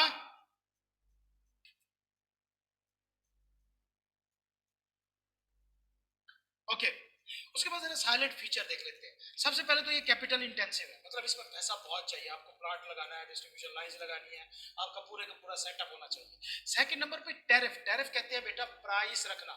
ये जो बिजली के बिल आते हैं ना, पर यूनिट प्राइस हम कहते हैं जी क्या है या कॉस्ट क्या है, वो बेसिकली प्राइस नहीं होती, उसको टैरिफ वर्ड यूज किया जाता है उसके लिए। तो लिहाजा इसके अंदर जो प्राइसिंग होती है यूनिट की, वो गवर्नमेंट रेगुलेट करती है, कोई भी कंपनी खुद नहीं कर सकती प्राइस। ठीक हो गया? खुद आप प्राइस नहीं फिक्स कर सकते। और सब्सिडी भी इसके अंदर मिलती है, गवर्नमेंट बाजू का सब्सिडी देती है ताकि यूनिट रेट कम हो जाए, कॉस्ट आपको कम पड़े, ताकि जो आगे आवाम है उसको सस्ती बिजली मिल जाए। इसी तरह फिक्स्ड रिटर्न, एग्जैक्टली एग्जैक्टली। और इसके अंदर fixed return insure to investor होता है। देखो बेटा, मैंने बताया जब भी ये जो कंपनी पावर जनरेशन वाली होती है लगती हैं, तो इनको जाहिर सी बात है कि नॉर्मल कंपनीज के अंदर क्या होता है, जितना प्रॉफिट होता है उसी के ऊपर ही शेयर मिलता है मालिकों को, इन्वेस्टर्स को। प्रॉफिट ज्यादा होगा, डिविडेंड ज्यादा मिलेगा। प्रॉफिट कम होगा, डिविडेंड कम मिलेगा। लेकिन हम देख रहे हैं कि भाई पावर इंडस्ट्री में तो पिछले 50 सालों से डेफिसिट ही चल रहा है, फायदा हो ही नहीं रहा। तो आपके ख्याल में कोई शायद इसका इन्वेस्ट करेगा इसमें? फिर अब लेकिन बिजली की जरूरत है कि नहीं हमें, तो फिर इस सूरत में गवर्नमेंट आती है और वो कहती है कि आप इन्वेस्टमेंट करो, आप बिजली बनाओ, हम आपको फिक्स्ड रिटर्न देंगे इररिस्पेक्टिव ऑफ दैट कि भैया प्रॉफिट होता है या लॉस होता है, ठीक है। तो इसके अंदर फिक्स्ड रिटर्न होता है, बाकी कंपनीज के अंदर डिविडेंड होता है, वेरिएबल होता है, प्रॉफिट के ऊपर बेस कर रहा होता है, लेकिन इसमें फिक्स्ड होता है रिटर्न।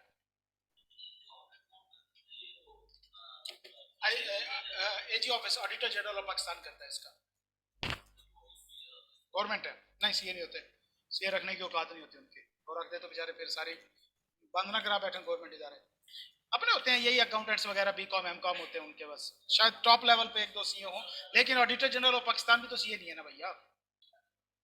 हाँ वो चीजें गवर्नमेंट की गारंटी होती है इसके अंदर। ये जो आईपीपीज होते हैं, हाँ मैं ये कह रहा था, आईपीपीज का वर्ड भूल गया था, ये पावर जनरेशन कंपनीज होती हैं, पावर प्रोडक्शन कंपनीज होती हैं, जो पावर बना रही होती हैं, ये पावर प्लांट्स वगैरह जो होते हैं, उनको गवर्नमेंट गारंटी देती है, प्रीडोमिनेट बाय गवर्नमेंट, कि ये वो इंडस्ट्री है जो गवर्नमेंट डोमिनेट कर रही है। क्या वजह?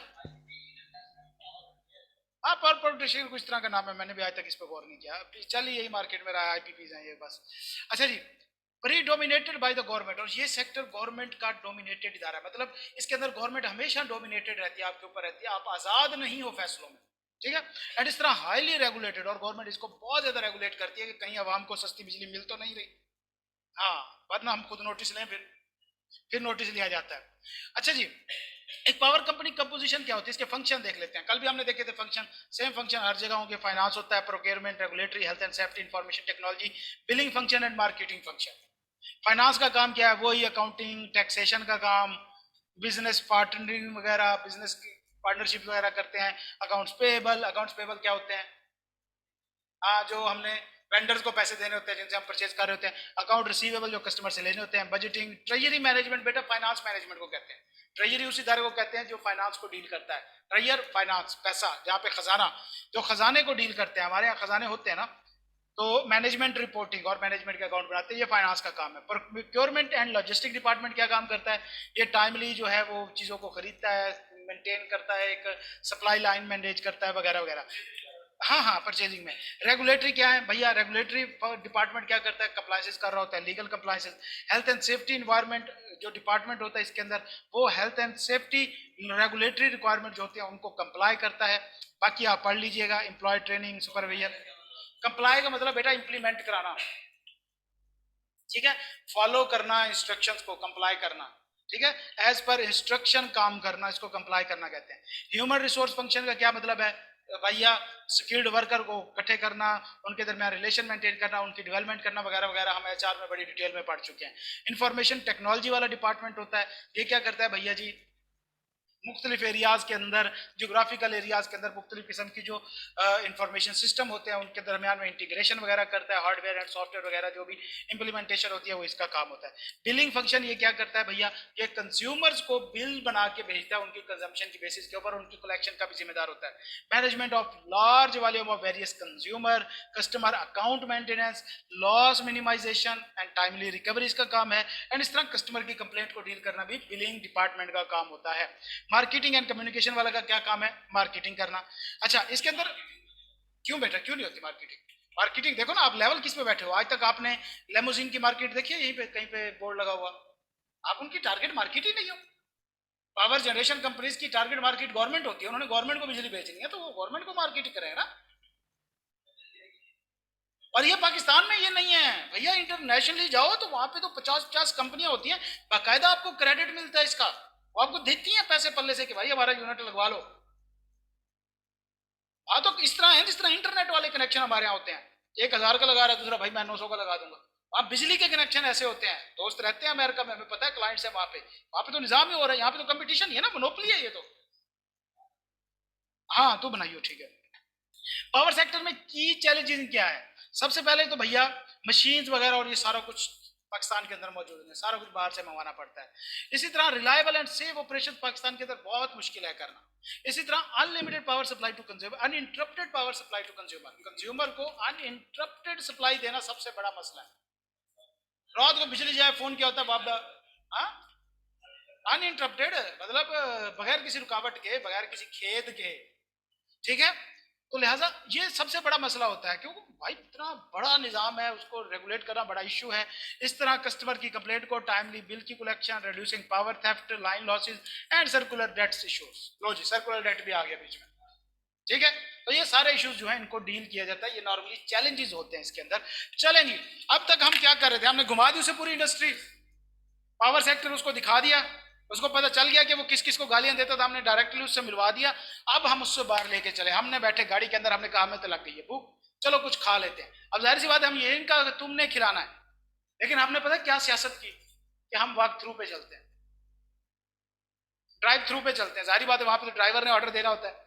अब जाहिर बात है जब ड्राइवर जाके रुकेगा तो दुकान वाला उसी से ही पूछ रहा है ना, सर क्या खाएंगे, तो हमसे पूछेगा क्या खाओगे, तो हमने 4-5 रुपए सर ये मंगवा लें, जाहिर बात है बिल फिर उसे ही देना पड़ेगा। तो बेटा हम चालाक बंदे हैं। अब हमने उसे कहा कि खाना खाने जा रहे हैं ना,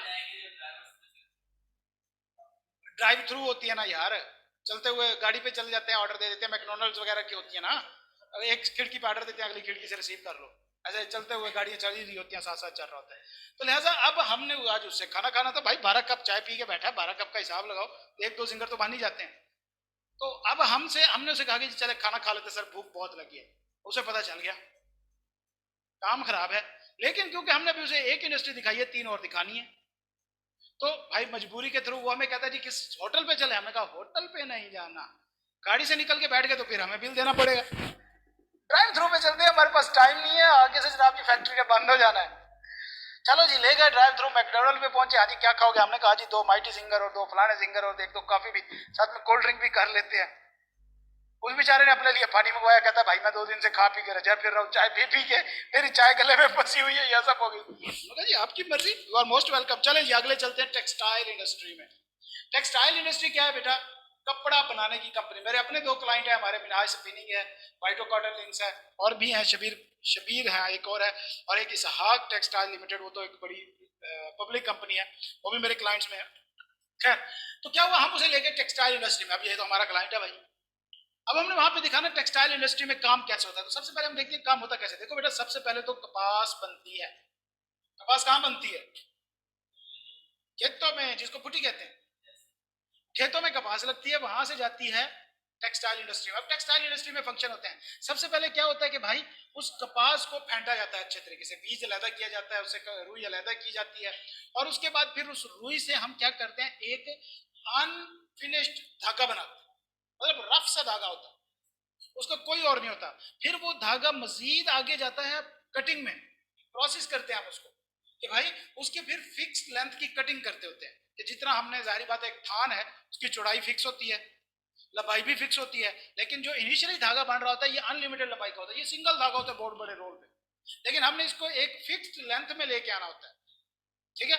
जब वहां पे ये फिक्स लेंथ में हो जाता है तो फिर हम इसको प्रॉपर धागे की शक्ल में देते हैं, मतलब इसकी डाइंग करते हैं, इसके ऊपर मटेरियल लगाते हैं, इसको साफ सुथरा करते हैं, और इसकी विड्थ लेंथ सब कुछ चेक करते हैं। उसके बाद फिर हम इसकी रैपिंग कर देते हैं। रैपिंग मतलब क्या होता है, हाँ हाँ रोल बना देना, उनको पैक कर देना।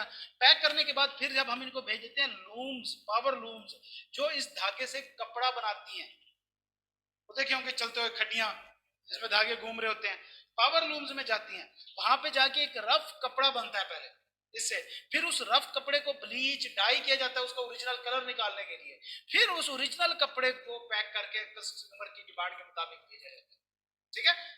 तो लिहाजा ये एक स्टेप बाय स्टेप प्रोसीजर होता है। सबसे पहले हम थोड़े से इसके कैरेक्टरिस्टिक्स देख लेते हैं। सबसे पहले भैया जी क्या है, बहुत डेवलपमेंट हुई है हमारी, तकरीबन 57% ऑफ एक्सपोर्ट टेक्सटाइल बेस्ड है। ये वर्ल्ड डिजिट नंबर याद रखने हैं, कितनी एक्सपोर्ट है किसका, 57%।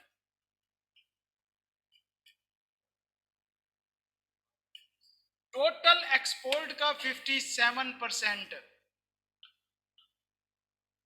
ड्यू टू कोरोना, ठीक है।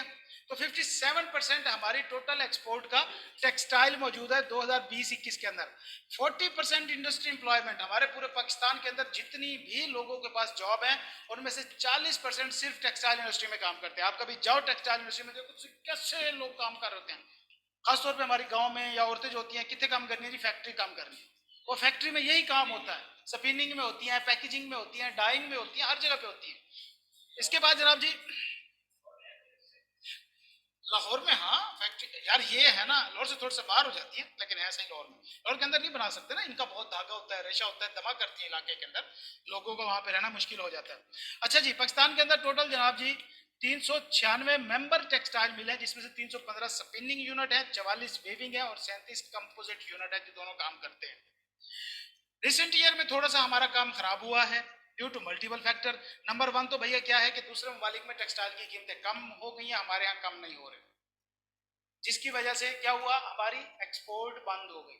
हमारे यहाँ कीमतें कम क्यों नहीं हो रही, क्योंकि गवर्नमेंट ने इसके ऊपर टैक्स लगाया हुआ है। क्यों? क्योंकि बाहर का मटेरियल ज्यादा ना मंगवा के यूज किया जाए, लोकली प्रोड्यूस यूज करें। और हमारे यहाँ कॉटन लिमिटेड होती है, अब पिछले साल तो हुई भी नहीं, एक एक मन निकला एक पूरे पूरे एकड़ में से, और बाहर से कॉटन मंगवाए तो महंगा पड़ता है। क्यों? गवर्नमेंट ने टैक्स लगाए हुए हैं। तो लिहाजा हमारे यहाँ चीजें कॉस्टली बन रही थी, जिसकी वजह से हमारी इंडस्ट्री जो है वो बहुत कम हुई है। लेकिन अभी 22 में बहुत ज्यादा बूम पे गई है इंडस्ट्री। बाकी भी कई वजह है, ये टैरिफ वाली बात हो गई, मतलब उसके ऊपर टैक्सेस वगैरह अप्लाई किए हुए हैं।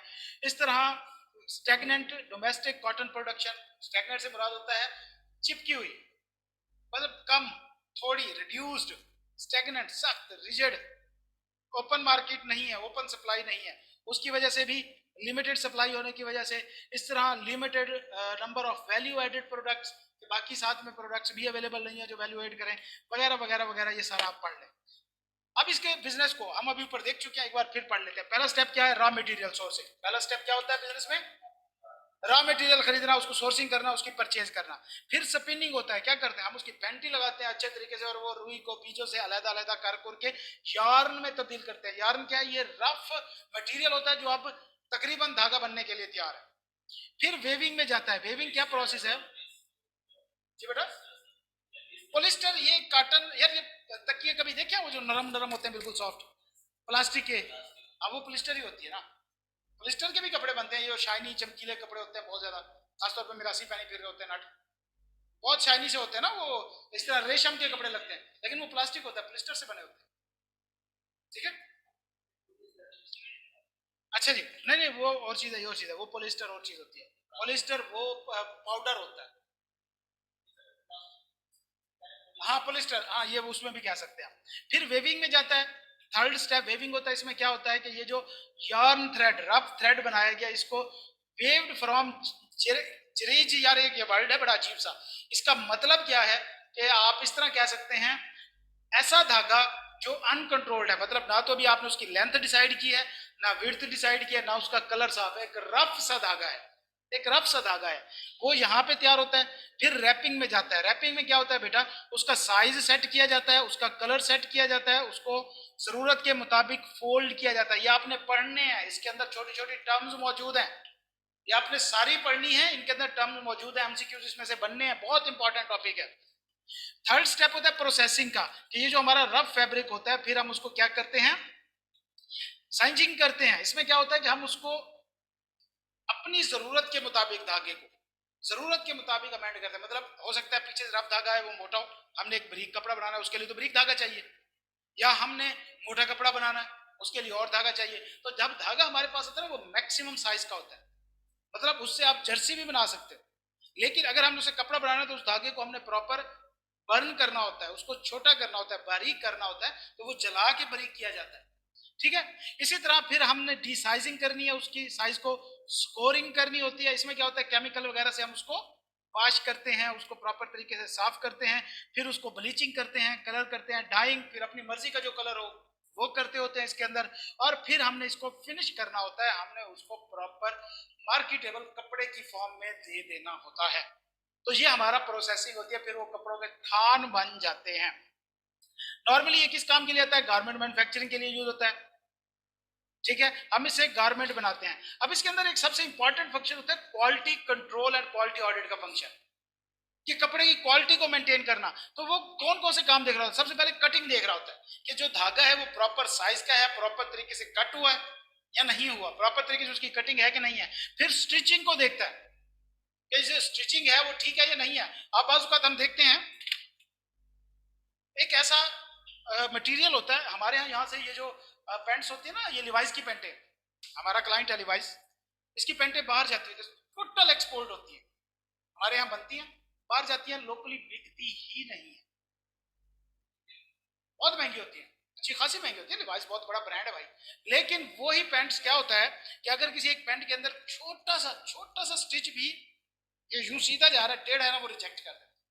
एक एक पैंट को वो देखते हैं, जब वो लोग खरीदते हैं वो रिजेक्ट हो जाते हैं। फिर वो रिजेक्टेड माल क्या होता है, हमारी लोकल मार्केटों में बिक रहा होता है 3-3 हज़ार का, 4-4 हज़ार। एक्सपोर्ट क्वालिटी तो हमें मिलती ही नहीं है कभी, ये रिजेक्टेड माल होते हैं सारे। आप इस पे लिवाइस पे चले जाओ, आप किसी भी और ब्रांड एडिडास पे चले जाओ, यहाँ पे सारा रिजेक्टेड माल होता है।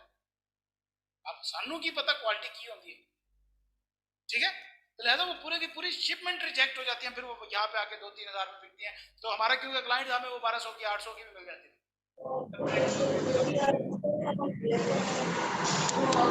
अब हम बड़े हो गए ना, लेते हुए अच्छा लगता है 1200 की पैंट ले, हालांकि वो कहा था पीपी हुई है। अच्छा जी, उसके बाद फिर लॉन्ड्री भी देखा जाता है। लॉन्ड्री मतलब धोना शोना, उसको क्लीन करना, उसको फोल्ड करना, एंड फिनिशिंग लास्ट उसकी पैकेजिंग वगैरह, ये सारे स्टेप क्वालिटी कंट्रोल जो है उसके अंदर आते हैं। शिपमेंट एंड लॉजिस्टिक, फिर इसको मुख्तलिफ किस्म के एक्सपोर्ट में या लोकल मार्केट जैसे भी करना है उस हिसाब से इसको शिपमेंट कर दिया जाता है। कोर ऑपरेशन इसके क्या है, budgeting, forecasting, finance, work capital, costing, financial statement, general accounting, legal compliance वगैरह, ये किसका है, ऑडिट एंड अकाउंट्स का काम है। सेम वही सारे फंक्शन है।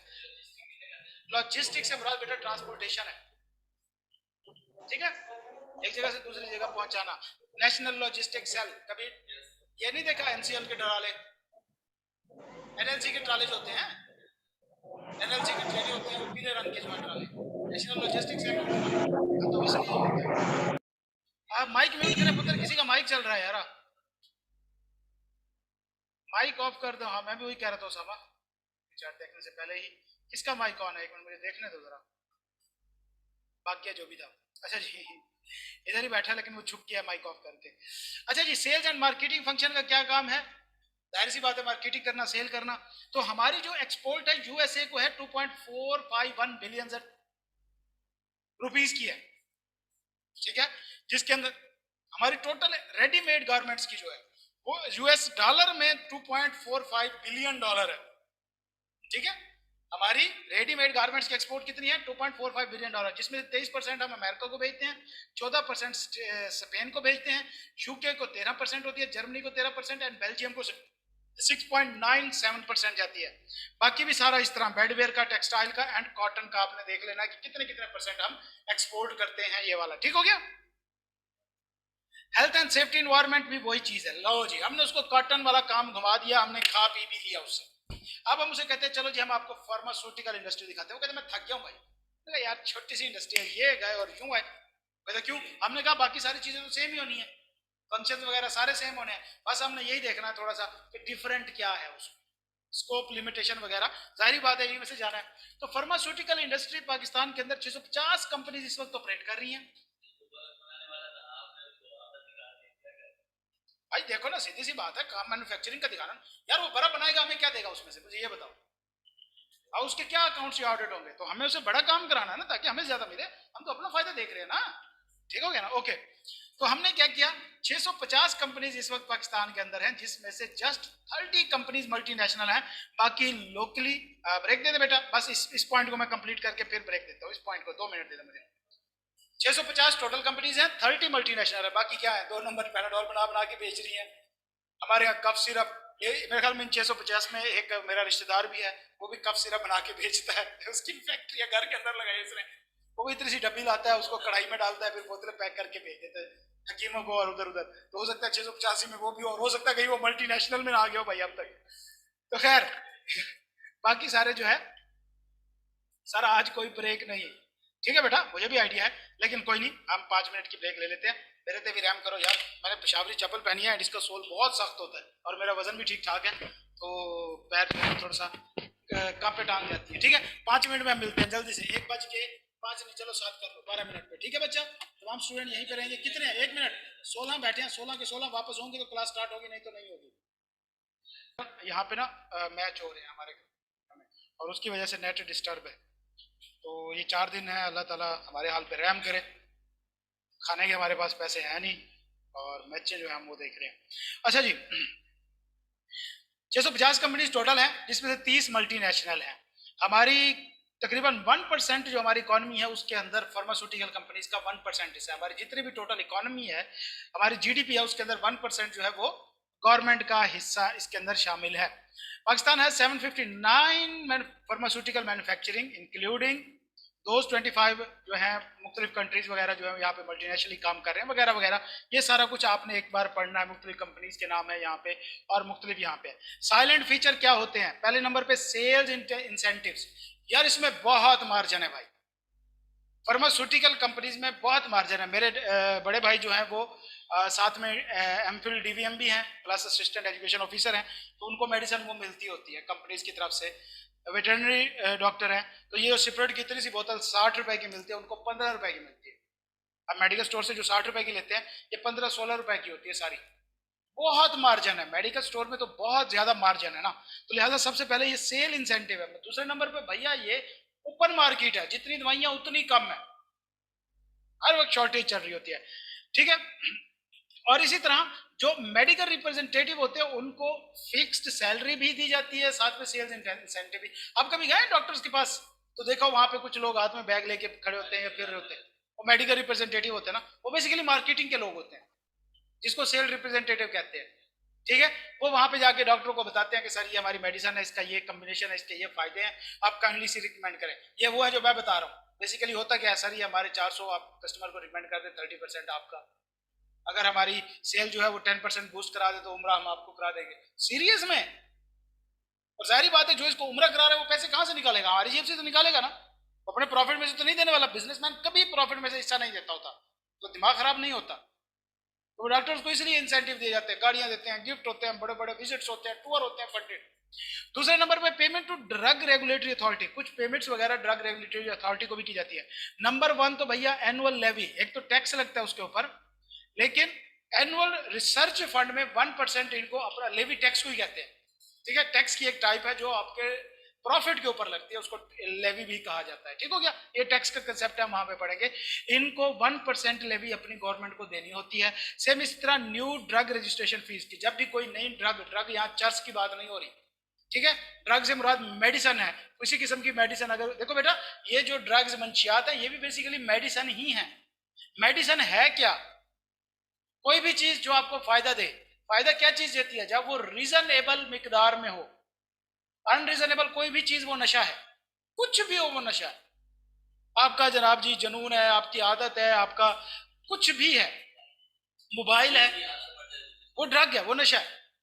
तो लिहाजा न्यू ड्रग रजिस्ट्रेशन फीस, इस तरह ड्रग रजिस्ट्रेशन फीस रिन्यूअल हर साल रिन्यू करानी पड़ती है, जिस तरह आप आई कैब में renewal fees, annual subscription fees देते हैं, इंसान मान जा, एनुअल सब्सक्रिप्शन फीस देते हैं, वो भी इसके अंदर आती है। इस तरह डायरेक्ट मैन्युफैक्चरिंग लाइसेंस फीस भी होती है और उसकी सब्सक्रिप्शन फीस भी होती है।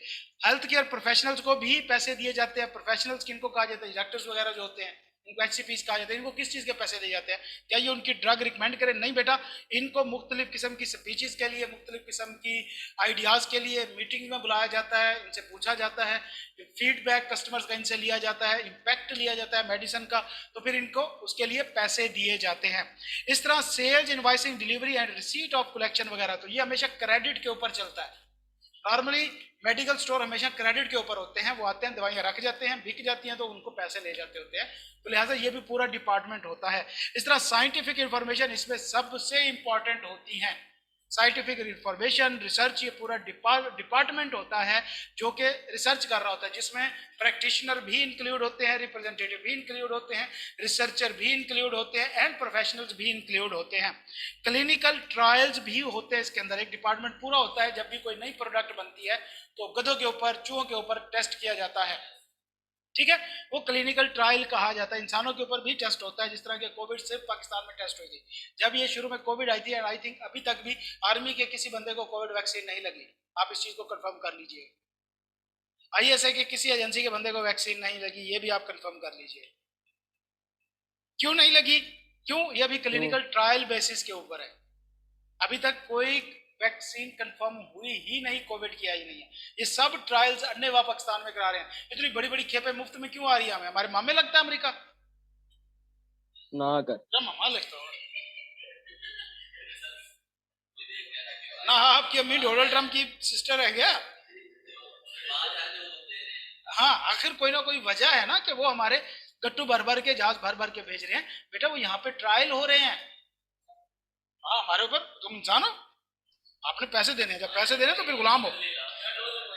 अच्छा जी, फार्मास्यूटिकल कंपनीज का मुख्तलिफ किस्म के रोल क्या है? सबसे पहले अपॉर्चुनिटीज फॉर फार्मा इंडस्ट्रीज क्या है? मार्केट अट्रैक्टिवनेस है भाई, अच्छा खासा मार्जिन है, सेल बहुत ज्यादा है, एक्सपोर्ट पोटेंशियल बहुत ज्यादा है। $2000 मिलियन की हमारी एक्सपोर्ट का पोटेंशियल मौजूद है, जो कि रिसर्चर कहते हैं। अच्छा जी, challenges for pharmaceutical industries, price control. भाई फार्मास्यूटिकल की प्राइस गवर्नमेंट कंट्रोल करती है, पता नहीं कौन से मुल्कों में करती है, ठीक है।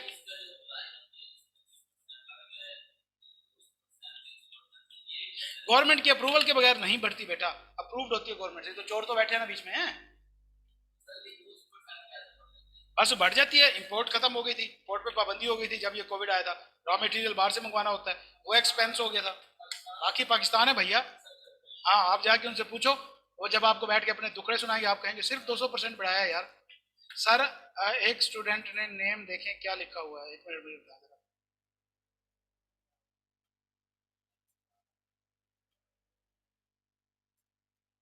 बोला स्टूडेंट,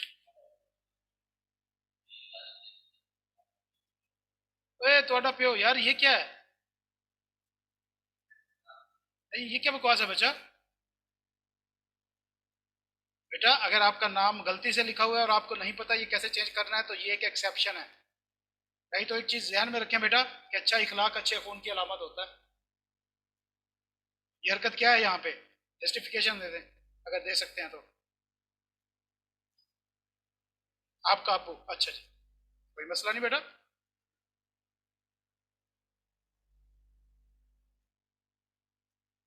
चलें जी बाबा जी, जानना में जाए।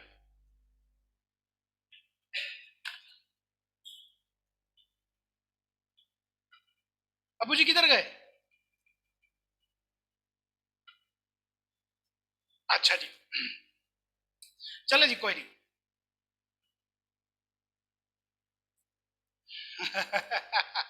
ओके बेटा, चिल मारते होते हैं।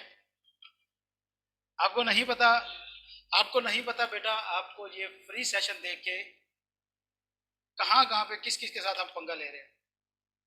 आपको नहीं पता कि हम जहाँ पे हम खड़े हैं इसके ऊपर कौन बैठा हुआ है। तो बहुत सारी चीजें ऐसी होती हैं जो बैक एंड पे होती है, ठीक है। तो बाकी बेटा कोई नहीं है, कोई टेंशन वाली बात नहीं होती। इस तरह के लोग हर जगह मौजूद है, और ये तो आपको फील्ड में बहुत मिलने हैं, अभी तो आप स्टार्ट में हो। अपना जर्फ बड़ा रखें, नंबर 1। नंबर 2, इमोशनल के ऊपर कंट्रोल रखें, नहीं तो आप फेल हो जाएंगे। इमोशनल इंटेलिजेंस सबसे इंपॉर्टेंट है, नहीं तो हर बंदा आपको इमोशनल फूल बना के काम निकलवा जाएगा। इमोशंस पे कंट्रोल रखना है, रिएक्शन नहीं देना, ठीक है बेटा जी। तो लिहाजा ये तो बहुत ज्यादा इस तरह के लोग आपको मिलेंगे। आखिर ऐसे तो नहीं है ना बेटा कि मेजोरिटी जानना में जाएगी, कुछ ना कुछ तो वजह है ना। छोड़ दे बेटा, हम किसी के बाद दुआ नहीं करते। अल्लाह ताला सबको हिदायत दे, अल्लाह ताला सबको जो है वो हमें भी साथ में हिदायत दे यार। हम खुद भी बहुत सारी जगह पे गलत होते हैं, बहुत सी गलतियां करते हैं, बहुत सी ज्यादतियां करते हैं लोगों के साथ, बहुत से मामला पे हम लोगों के हकूक खा जाते हैं। तो अल्लाह ताला हमें भी हिदायत दे और सबको भी हिदायत दे। आगे बढ़ते हैं। सेम इस तरह नंबर 1, प्राइस कंट्रोल। भैया इसके सबसे बड़ा चैलेंज क्या है? Price control. गवर्नमेंट इसकी प्राइस कंट्रोल करती है तो वो अपनी मर्जी से नहीं बढ़ा सकते, बाज़-औक़ात प्रॉफिट मार्जिन उनके कम हो जाते हैं। एंड इस तरह delay in new medicine registration, नई मेडिसिन रजिस्टर कराने में बड़ा टाइम लगता है। अभी आपको पता चला होगा कि एक एमएनए का ज़मीर जागा हुआ है, डॉक्टर रमेश कुमार। रमेश कुमार, मुझे नहीं पता इस बात में कितनी सच्चाई है, लेकिन एक कॉन्स्पिरेसी थ्योरी है कि इन्होंने अपनी एक इलीगल ड्रग रजिस्टर कराने की कोशिश की थी, जिसकी वजह से नहीं हुई, तो इनका ज़मीर जाग गया, ठीक है। तो लिहाजा ड्रग रजिस्ट्रेशन बहुत मुश्किल काम है। एंड इस तरह sourcing APIs and way forward, ठीक है। मुख्तलिफ किस्म के ये जो डिस्ट्रीब्यूशन चैनल होते हैं, और इसी तरह जो इनका रॉ मटेरियल होता है, रिपोर्ट ऑफ एक्टिव इंग्रेडिएंट्स, मुख्तलिफ इंग्रेडिएंट होते हैं बेटा। मेडिसिन के अंदर ना मुख्तलिफ किस्म के इंग्रेडिएंट शामिल होते हैं, एक होता है एक्टिव, एक होता है पैसिव इंग्रेडिएंट। मिसाल के तौर पे हमें जब कोई दवाई खांसी वाली ली जाती है जो बहुत कड़वी होती है, तो क्या कहा जाता है? पानी में मिला के पिए, 1 चम्मच पानी में मिला के। तो उसमें पानी तो, पानी भी एक इंग्रेडिएंट हो गया, दवाई भी। एक्टिव कौन सा है? काम किसने दिखाना है?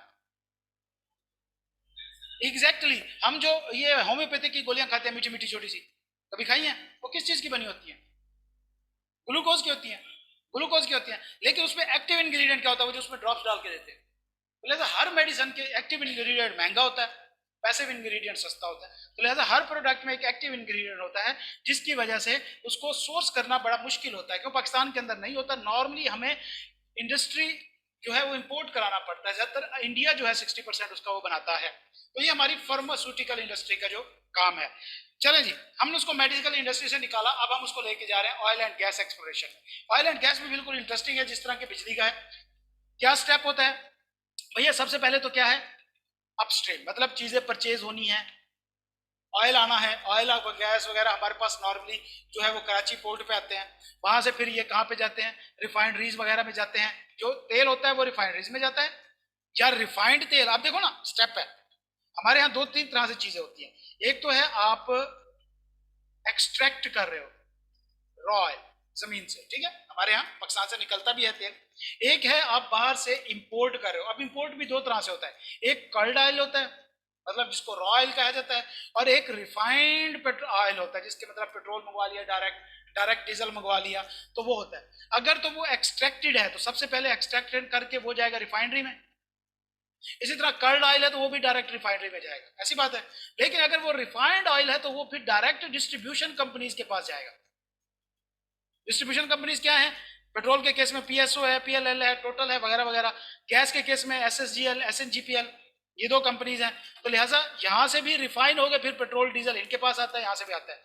ये डिस्ट्रीब्यूशन कंपनीज होती हैं, फिर क्या करती हैं आगे, एंड कंज्यूमर को सप्लाई करती है, इंडस्ट्रीज को सप्लाई करती है, या फैक्ट्रीज को सप्लाई करती है, ठीक है बेटा।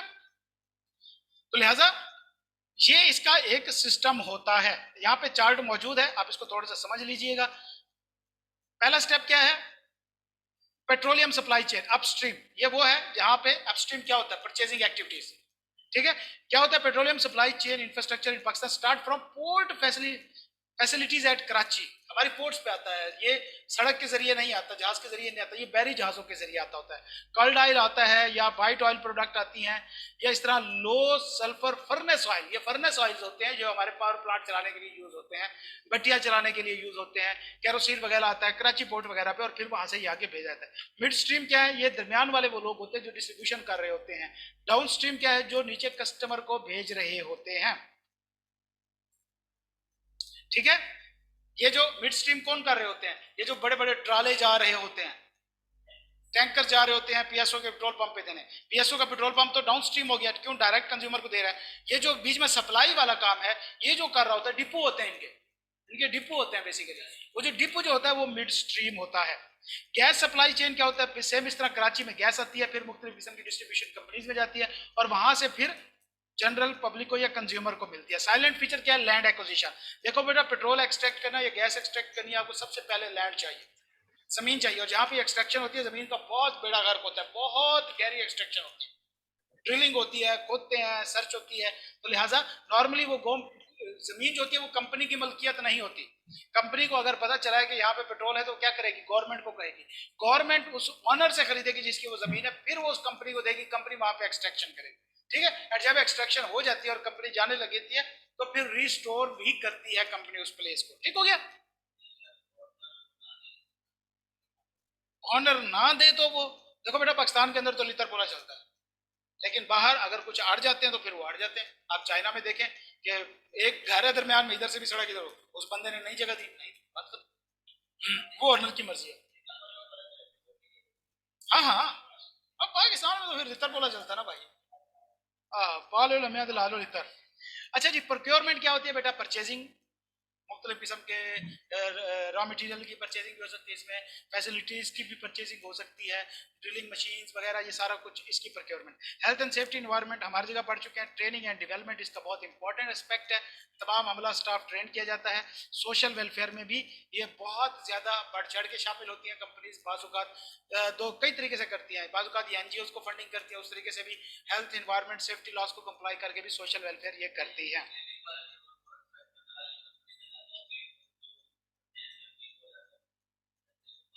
हाँ हाँ बिल्कुल, ये तो फिर कई स्टेप होते हैं ना, जिस तरह ग्रिड, सेम इलेक्ट्रिसिटी सप्लाई वाली चीज है ना भैया। एंड ठीक है भाई, ये छोटे छोटे हॉस्पिटल भी बनाते हैं, कम्युनिकेशन वगैरह, हेपेटाइटिस बी वगैरह, तो ये सोशल वेलफेयर में भी इन्वॉल्व होते हैं। तो ये हमने आज उसको इंडस्ट्रियां घुमाई। हमने उसको 4 इंडस्ट्रियां घुमाई, कौन सी? Power industry, textile industry, pharmaceutical industry and oil and gas industry. हमें सारा पता चल गया इनका फंक्शन कैसे होता है, काम कैसे करते हैं। कोई क्वेश्चन? ऑनलाइन वाले स्टूडेंट समझ आया बच्चे? जी बेटा। बेटा सोशल वेलफेयर है ना। अब तो मेरी बात सुनो ना, कि बिल गेट्स को क्या पड़ी है सॉफ्टवेयर माइक्रोसॉफ्ट का होके पोलियो के गत्ते पिलाता फिर वजह। तो पोलियो है, हेपेटाइटिस सी नहीं है। नहीं बेटा ये जाहिर बात है ना, देखो वैक्सीनेशन की टाइप है। जो पोलियो है वो एक डिजीज है, उसको एक फंड कर है। हेपेटाइटिस सी बी ये एक मर्ज है और इसकी वैक्सीनेशन है। कितनी आप बीमारियां जानते हैं जिसकी वैक्सीनेशन होती है, मुझे बताएं जरा। हाँ तो ये इनको हर कोई ना कोई फंड कर रहा है बस, ये स्पेसिफिकली उस फील्ड को। और गवर्नमेंट ने बात ये रिस्पॉन्सिबिलिटी लगाई, टेक्सटाइल सेक्टर इसको करेगा, ये इसको करेगा, और ये गवर्नमेंट उन्हीं से तो लेती होती है। Oil and gas again repeat कर दें, क्या रिपीट करना बेटा इसमें से, मुझे आप समझाया, मुझे क्या नहीं समझ आया, फिर मैं वो रिपीट कर दूं। आनिया, इसका शुरू वाला प्रोसेस समझ नहीं आया, इसके फीचर समझ नहीं आया, क्या चीज समझ नहीं आई?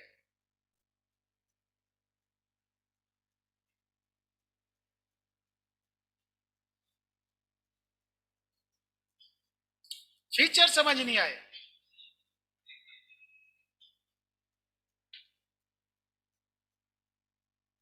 साइलेंट फीचर बेटा, लैंड एक्विजिशन। पेट्रोल जमीन से निकलता है या आसमान से आता है? आसमान से गिरता है या जमीन से? अब वो किस जगह पे निकलना है क्या किसी को पता है? तुम्हारे नीचे से यहाँ पे बैठे बैठे पेट्रोल निकला है, तुम्हें पता है? इसका ऑनर कौन है? क्या आप मालिक की इजाजत के बगैर जमीन से पेट्रोल खोद के निकाला जा सकता है? बेटा आप बकरी तो एक दिन मान के दिखाओ किसी दूसरे की जगह पे, अगले दिन ना बकरी होगी ना फिर आप होंगे। हाँ, बकरी तो वैसे भी नहीं होगी ना, वो मटन बिरयानी रात को बन चुकी होगी। तो लिहाजा सबसे पहले क्या होता है बेटा, लैंड एक्वायर की जाती है। ये एक फीचर है कि पेट्रोलियम इंडस्ट्री को काम करने के लिए, गैस इंडस्ट्री को एक्सटेंशन के लिए जरूरी है कि उसने सबसे पहले लैंड एक्वायर करनी होती है। वो लैंड गवर्नमेंट से भी ले सकती है, अब वो परचेज भी कर सकती है, वो लीज पे भी ले सकती है। बेटा उनको तो फैक्ट्री लगाने के लिए चाहिए ना, एक जगह पे बैठ गए, लैंड चाहिए। और भाई इनका तो मेन रिसोर्स यही है। आपके ख्याल में ये फैक्ट्री लग गई, कितने सालों तक यहाँ पे रहेगी? कोई भी नॉर्मल फैक्ट्री, आपका ऑफिस है, ये कॉलेज, यहाँ कितने अरसे तक रहेगा? अनलिमिटेड लाइफ है ना। लेकिन हो सकता है पेट्रोल 2 हफ्ते बाद खत्म हो जाए, और एक टाइम पे क्या ये एक ही उनकी जगह ड्रिल हो रही होगी? 50 जगहों पे ड्रिल कर सकते हैं। और क्या आपको पता है कि जहां पे उन्होंने ड्रिल किया वहां से पेट्रोल निकल आएगा? नीचे से गंदी गंदी गालियां निकल आई तो फिर उनको दूसरी जगह। तो लिहाजा इनको लैंड एक्वायर करनी पड़ती है। फिर बेटा प्रोक्योरमेंट से मुराद, वो प्रोक्योरमेंट से मुराद होता है खरीदना, परचेज करना। तमाम मशीनरी, प्लांट एंड इक्विपमेंट जो इसमें यूज होता है पाकिस्तान में लोकली नहीं बनता, खरीदना पड़ता है, इंपोर्ट करना पड़ता है। उसके बाद हेल्थ एंड सेफ्टी इन्वायरमेंट। बेटा ये जितनी भी कंपनीज होती हैं जो काम कर रही होती हैं, अच्छा डीप वाटर हॉरिजॉन एक मूवी है, किसी ने देखी है ऑनलाइन वालों में से? डीप वाटर हॉरिजॉन किसी ने देखी है? जरा मुझे बता सकता है? ये ऑयल रिग के ऊपर बनी हुई है, समंदर में से ऑयल एक्सट्रैक्ट करते हुए उनसे छोटी सी गलती होती है और फिर उसके बाद उनका क्या उजाड़ा बनता है। रियल स्टोरी है, रियल स्टोरी है बेटा। नहीं देखी तो ये नोट कर लें, अगर आपने ये real story based oil sector को समझना है, उसकी एक्सट्रैक्शन को समझना है, तो डीप वाटर हॉरिजॉन मूवी देखिएगा जाके। हिंदी डब्ड में कर लीजिएगा, अंग्रेजी समझ नहीं आई आपको, हिंदी डब्ड में भी अवेलेबल है। अब तू तो अंग्रेज है ना, मैं कहता हूँ वास्को डे गामा भी कैसे सीखे। डीप वाटर हॉरिजॉन मूवी, ये आपको समझ आएगा कि कैसे एक्सट्रैक्शन होती है, उसमें क्या कुछ प्रोसेस स्टेप्स इन्वॉल्व होते हैं, और ये कितना इंटेंसिव काम होता है जिसको हम बड़े मजे से पढ़ते जा रहे हैं। सर रिच इंडस्ट्री कौन सी है इनमें से? बेटा रिच इंडस्ट्री इनमें से अगर मैं बात करूं तो वो इंडस्ट्री होती है नॉर्मली जिसके अंदर रिटर्न ज्यादा हो, ठीक है। नंबर 1 कंपटीशन कम हो। फार्मास्यूटिकल में अच्छा खासा कंपटीशन मौजूद है। अगर हम बात करें दूसरी टेक्सटाइल इंडस्ट्री, उसमें कंपटीशन भी मौजूद है और उसके अंदर मार्केट के अंदर अपॉर्चुनिटी भी नहीं है, अभी इंसेंटिव मौजूद नहीं है ज्यादातर। हाँ बेहतर कौन सी है अगर बात करें तो भैया दोनों, पावर सेक्टर हो गया या ऑयल एंड गैस है, लेकिन ये बहुत ज्यादा कैपिटल इंटेंसिव इंडस्ट्रीज है। आप बर्गर की रेडी लगाओ यार, रिच इंडस्ट्री किधर यार आनी आप जा रहे हो, है ना। अभी बर्गर की रेडी, बिरयानी की रेडी लगाते हैं हम। अच्छा जी, उसके बाद बेटा finance and accounting and taxation भी डिपार्टमेंट होता है इनके अंदर, जो basically financial matter, accounting matter और उनको डील कर रहा होता है, ठीक है। और सेम इस तरह सोशल वेलफेयर का भी ये काम करती हैं कंपनीज, मतलब इनके मुख्तलिफ स्कूल्स, कॉलेज, क्लिनिक्स इनके अपने होते हैं। उसकी रीजन ये है बेटा, एक तो के पास तो बहुत ज्यादा एम्प्लॉयज है, ये क्या करते हैं, स्कूल बना लेते हैं अपने एम्प्लॉयज की वेलफेयर के लिए। फिर उसमें ये होता है कि प्राइवेट सेक्टर्स के लोग भी आके जो बच्चे पढ़ा सकते होते हैं सब्सिडाइज्ड रेट के ऊपर। इस तरह ये हेपेटाइटिस सी भी वगैरह जो है उसके ऊपर भी काम करती है। हमारी जो पोल्यूशन है, ड्रिंकिंग वाटर है, उसकी क्लीनिंग के लिए भी ये फंडिंग करती है। तो ये मतलब फंडिंग बहुत ज्यादा करती रहती है एनजीओ को। जी बेटा,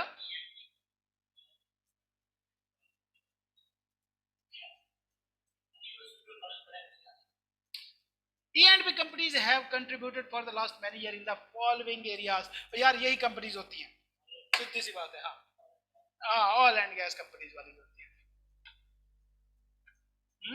मुझे भी नहीं समझ आई, इतनी सारी टर्म्स है पुत्र। सर आपने कहा डैम वालों को पैसे देने पड़ते हैं, डैम तो गवर्नमेंट का ही होता है। नहीं बेटा, न न न न न। आपको पता है क्या, आपने कभी इमरान खान को देखा है वो जाके फावड़ा लेके खड़ा और खोद रहा हो, पौधा लगा रहा था डैम के ऊपर खड़ा हो, इमरान खान इशारे कर रहा हो, आड़ दे उस्ताद जी, आड़ दे, आड़ दे, थले आड़ दे, पानी बंद हो रहा है। बेटा ये ऐसा नहीं होता। गवर्नमेंट को जब डैम बनाना है तो वो टेंडर करती है। चाइनीज कंपनी क्यों डैम बना रही है, तो वो चाइना की गवर्नमेंट का हो जाएगा। वो टेंडर होता है, प्राइवेट लोगों को टेंडर होता है, बस गवर्नमेंट उसको रेगुलेट कर रही होती है। नहीं तो फिर हम बात करें, ये जो भाषा है ये भी तो गवर्नमेंट का इदारा। इमरान खान खुद बारिश वाले दिन डंडा लेके गटरों में मार मार के खोल रहा है। टेंडर्स होते हैं, ये प्राइवेट लोगों को आगे दिए होते हैं। इसी तरह मुख्तलिफ वाले के जो कंपनीज होती हैं तो लिहाजा उनको पैसे दिए जाते हैं। हाँ, रेगुलेट गवर्नमेंट कर रही होती है, बस इसलिए सरकारी कहते हैं। जी बच्चा, ठेकेदार कह लो ना, सीधी सी बात है। समझ आया बेटा? अनिया,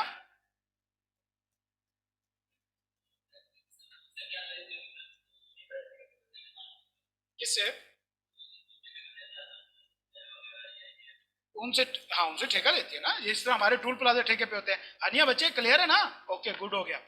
चलें जी, ये हमारा आज टॉपिक खत्म हो गया। थोड़ा सा हम टच कर लेते हैं, थोड़ा सा हम आईटी वाले को टच करते हैं। हौसला रखें, बहुत ही नॉर्मल सा हल्का सा, जो आपको सारा पता है, पड़ा हुआ है, आपको सब चीजें वो पता है, उसमें कुछ भी नई चीज नहीं है।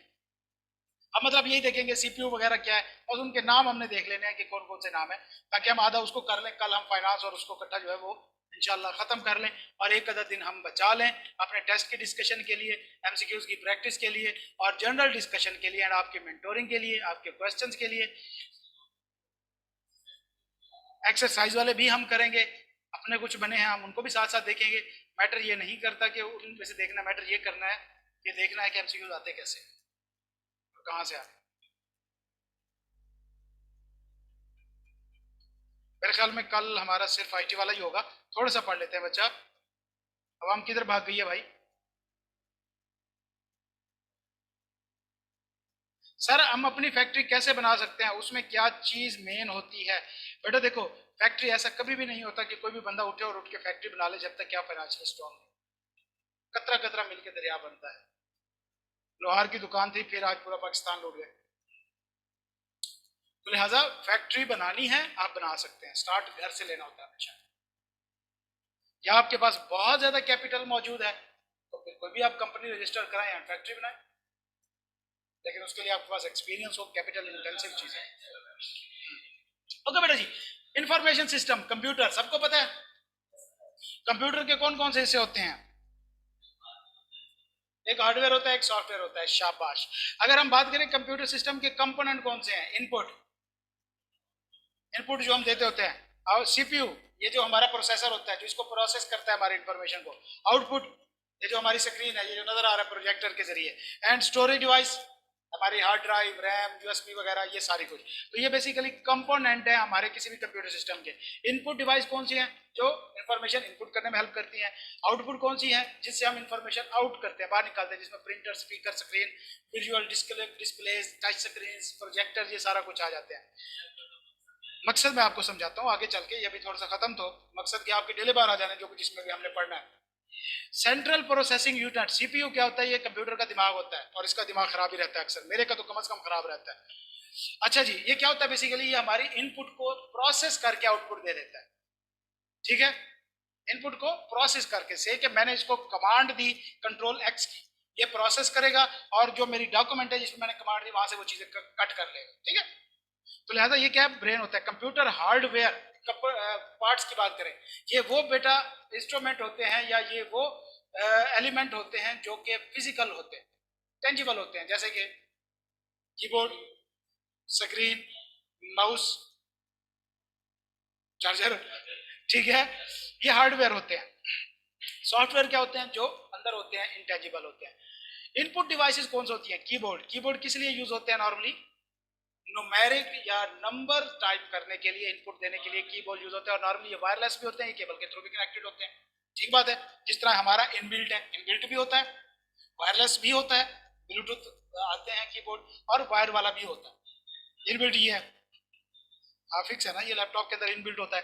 Touch sensitive screen, touch screen, touch pad, सारे इनपुट डिवाइसेस हैं, उस पर भी आप किसी भी तरह से इनपुट दे सकते हो।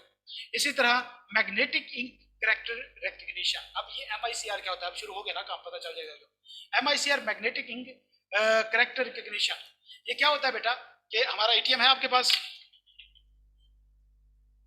इधर गया, आप सबके पास आपने ATM देखा हुआ है बच्चा, तमाम स्टूडेंट्स को नजर आ रहा है ATM, ठीक है? ये थोड़ा सा मैं नए वाला निकाल लेता हूँ, हाँ दूसरे बैंक का, ओके, इसको थोड़ा सा बेहतर है, नजर आ रहा है ATM? यही होता है। तमाम स्टूडेंट ऑनलाइन वाले बताएं जरा, देखा हुआ है? कोई नई चीज तो नहीं है ये?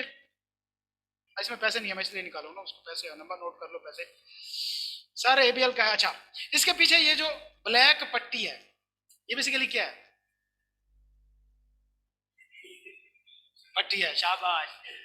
वो जो स्कैनर होता है, वो जो जहाँ पे ग्रीन ग्रीन लाइट होती है, जहाँ पे अपने कार्ड डालना होता है, वो इस पूरे कार्ड में से सिर्फ इस पट्टी को रीड करता है। ये मैग्नेटिक इंक से बनी हुई है, एक स्पेसिफिक इंक होती है मैग्नेटिक इंक। जब भी हम उस फिर इसका रीडर होता है, जैसे बारकोड रीडर होता है, आप गवर्नमेंट पे जाते हैं चीज खरीदने, वो क्या करता है? वो रेड लाइट से करता है, वो बारकोड पढ़ के सारा कुछ इंफॉर्मेशन डाल देता है। एग्जैक्टली, वो भी बारकोड रीडर होते हैं। स्कैन QR कोड रीडर हमारे मोबाइल में मौजूद होते हैं, हम उससे कर सकते होते हैं। सेम इस तरह इसको रीड करने के लिए भी एक रीडर होता है। तो वो रीडर क्या है? बेसिकली इनपुट डिवाइस है। जैसे ही हम ये कार्ड उसमें डालते हैं, इसकी तमाम इंफॉर्मेशन वो इनपुट कर देता है कंप्यूटर के अंदर। ATM मशीन क्या है? कंप्यूटर मशीन ही है, कंप्यूटर ही होता है। अगर आप कभी सुबह सुबह पहुंचे जाए ना, जब ATM मशीन ये दोबारा रीस्टार्ट कर होता है, तो बाजू का तो पूरे कंप्यूटर की स्क्रीन हमारे सामने होती है, वहां पे ये सारा कुछ लिखा होता है, और कंप्यूटर ही होता है, उसमें विंडो होती है बकायदा, वो विंडो सिस्टम होता है। तो लिहाजा ये क्या होते हैं? Magnetic ink character recognition. ये मीडिया होता है, जिस तरह के ये मैग्नेटिक मीडिया होता है, इसको रीड करने के लिए ये डिवाइस यूज होती है, ठीक हो गया? ये भी इनपुट डिवाइस है। ऑप्टिकल मार्क रीडिंग, एग्जाम के अंदर आप क्या करते हो? नाम फिल करने के लिए वो टिके फिल करते हो, एक ऐसी डिवाइस होती है वो उन टिकों को रीड करती है। बस जो उस सर्कल में फिल किया होगा, उस सर्कल को वो स्कैन करेगी और बता देगी कौन कौन सा लेटर क्या, वो इनको इकट्ठा करके नाम दे देगी, ठीक हो गया? तो लिहाजा ये ऑप्टिकल मार्क रीडर होता है। इस तरह scanner and optical character recognition, scanner हम सबको पता है, जिसके जरिए हम डॉक्यूमेंट स्कैन करते हैं, इमेजेस की फॉर्म में हम उसको एक्सपोर्ट कर सकते हैं, PDF की फॉर्म में भी कर सकते हैं। यहाँ पता नहीं है या नहीं है, मेरा ऑप्शन पड़ा है, आप आके देख सकते हैं वहाँ पे, ठीक है? बल्कि अगर आप कहेंगे तो कल मैं लेता भी आऊँगा, पोर्टेबल है, इतना ही है जितनी ये मोटा इससे डबल है, इतना ही है। अच्छा जी, वो भी mic, track ball, mic input हो रही है ऑडियो इनपुट के लिए। ट्रैक बॉल क्या होती थी? पहले माउस आते थे जिनके नीचे बॉल होती थी, देखिए, लेकिन वो तो माउस होते थे ना, उनको चलाना जमीन में पड़ता था, लेकिन वो क्या होता था? सिर्फ उसमें बॉल होती थी, उस तरह पकड़ते थे और बॉल को घुमाते थे, माउस नहीं घुमाते थे ना। वो तो ये तो रूलर है ना, नहीं वो रूलर नहीं होता। बॉल वाले माउस देखे ना, जिनके नीचे बॉल होती है, ऑनलाइन वाले, तो वो माउस हमें घुमाना पड़ता है जमीन पे। लेकिन एक ऐसा होता है वो एक ही जगह पड़ रहा था, उसमें हम बॉल घुमाते हैं, जॉयस्टिक टाइप चीज होती है, ठीक है? Voice entry, voice data entry input है, मेथड है। जिस तरह हम गूगल देता है वॉइस डाटा एंट्री का ऑप्शन, हमारे मोबाइल्स में अब तो मौजूद है, वॉइस सर्च जिसको कहते हैं, वो भी एक इनपुट का तरीकाकार है। इस तरह bar code and QR code reader, ये तो आप सबको पता है, ये जो हमारे यहाँ पे गोरमेंट पे और हर जगह पे चल रहा होता है, बारकोड स्कैनर हो रहे होते हैं। अच्छा, आपने कोशिश करनी है कि आपके घर में, अच्छा आपके पास कोई इस टाइम ऐसी प्रोडक्ट मौजूद है जिसके ऊपर कोई बार कोड लगाओ या क्यू आर कोड लगाओ। बार कोड क्या होता है, वो लाइनें होती हैं। क्यू आर कोड क्या होता है, वो बॉक्स होता है। आपके पास कोई ऐसी चीज देखो जरा, निकालो, अपने साथ साथ सर्च करें, कोई डब्बा, बिस्किट, पेपर, आपके लगाओ, ये फजूल होगा वैसे। अच्छा देखते हैं, बारकोड स्कैनर है किसी को? हाँ मोबाइल में है, बारकोड स्कैनर मौजूद है आपके पास? इधर भी मौजूद है। बारकोड रीडर है मोबाइल में? बारकोड रीडर है मोबाइल में? मोबाइल के अंदर ऑनलाइन में किसी के पास है?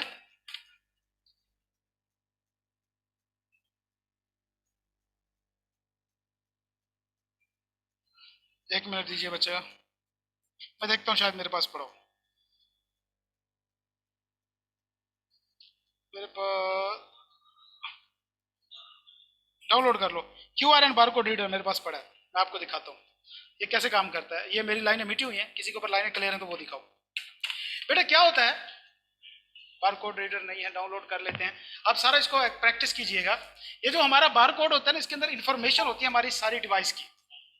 ये सारी डिवाइस की इंफॉर्मेशन होती है बीच में। जब भी हमने कहीं पे सर्च करना है, इससे बेहतर कि हर बंदा बैठ के हमें बताता रहे हर प्रोडक्ट के बारे में। से रिप्रेजेंटेटिव भाई ये तब मैन्युफैक्चर हुआ, इसका नंबर ये है, और इसका कहाँ से मैन्युफैक्चर हो क्या है, इसकी वारंटी वगैरह सारा कुछ। इससे बेहतर होता है कि वो हमें कह दे कि भाई ये स्कैन कर लो। ये स्कैन करके जब हम स्कैन करेंगे तो कंप्यूटर क्या करेगा, इसके अंदर एक वेब आईपी एड्रेस मौजूद होता है वेबसाइट का, डायरेक्ट वहां पे ले जाएगा जहां पे इसकी इंफॉर्मेशन पड़ी होगी। आप खुद रीड कर सकते हो।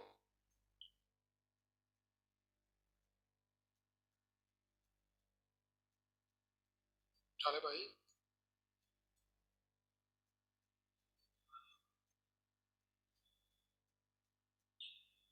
एक मिनट, मेरे पास असल में क्यूआर कोड है, उसके अंदर वो ऑप्शन दे रहा है। दफा तुझे पहले रेटिंग चाहिए, नाम रात स्कैन हुआ नहीं।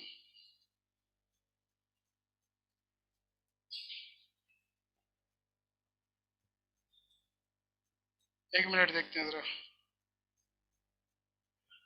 प्रैक्टिकल करें। अगर किसी का होता है तो वो मुझे बताया जरा। असल में बहुत छोटा है। कोई बिस्किट का पैकेट नहीं पड़ा हुआ जिसके ऊपर लिखा हो?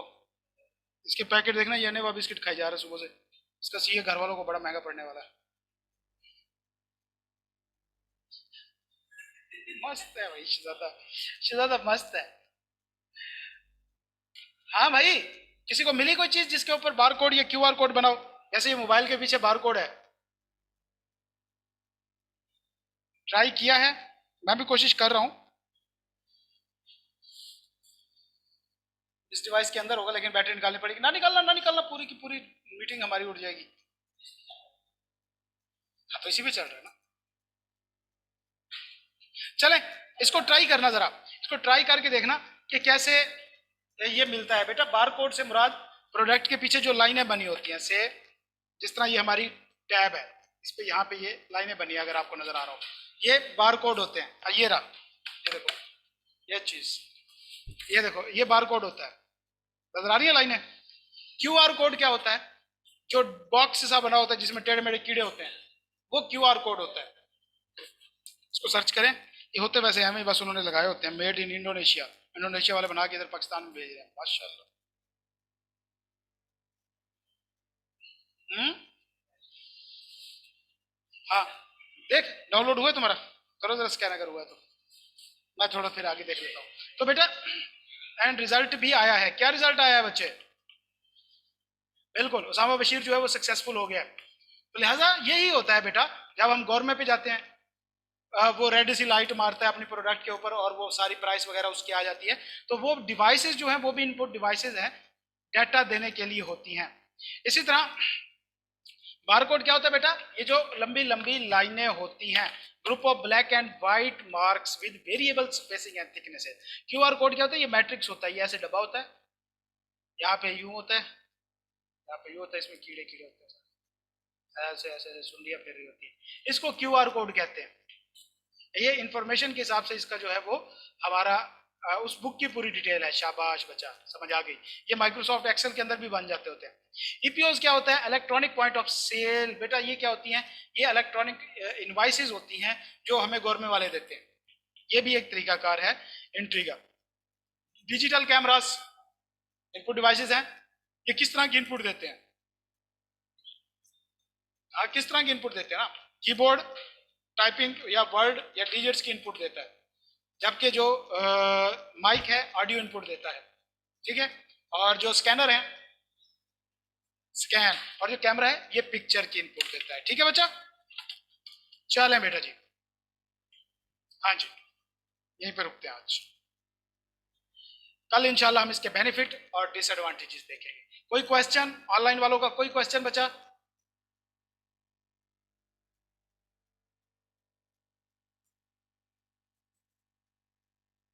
किसी किस्म की कोई कंफ्यूजन या क्वेश्चन जल्दी से बताएं, जल्दी से जल्दी से जल्दी से, टाइम नहीं है।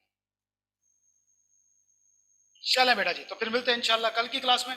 टाइम के ऊपर ही आइएगा, 5-1 मिनट पहले आ गया करे बच्चा, ताकि हम स्टार्ट करते चीज़ों को जल्दी जल्दी कवर कर लें। होपफुली हम अपना तकरीबन कल 99% सिलेबस कम कर लेंगे। छोटा सा शायद टॉपिक रह जाए बिजनेस फाइनेंस का, तो हम इंशाल्लाह परसों पे रखेंगे। ठीक होगा बेटा, मिलते हैं इंशाल्लाह कल की क्लास में। अल्लाह हाफिज, अल्लाह हाफिज।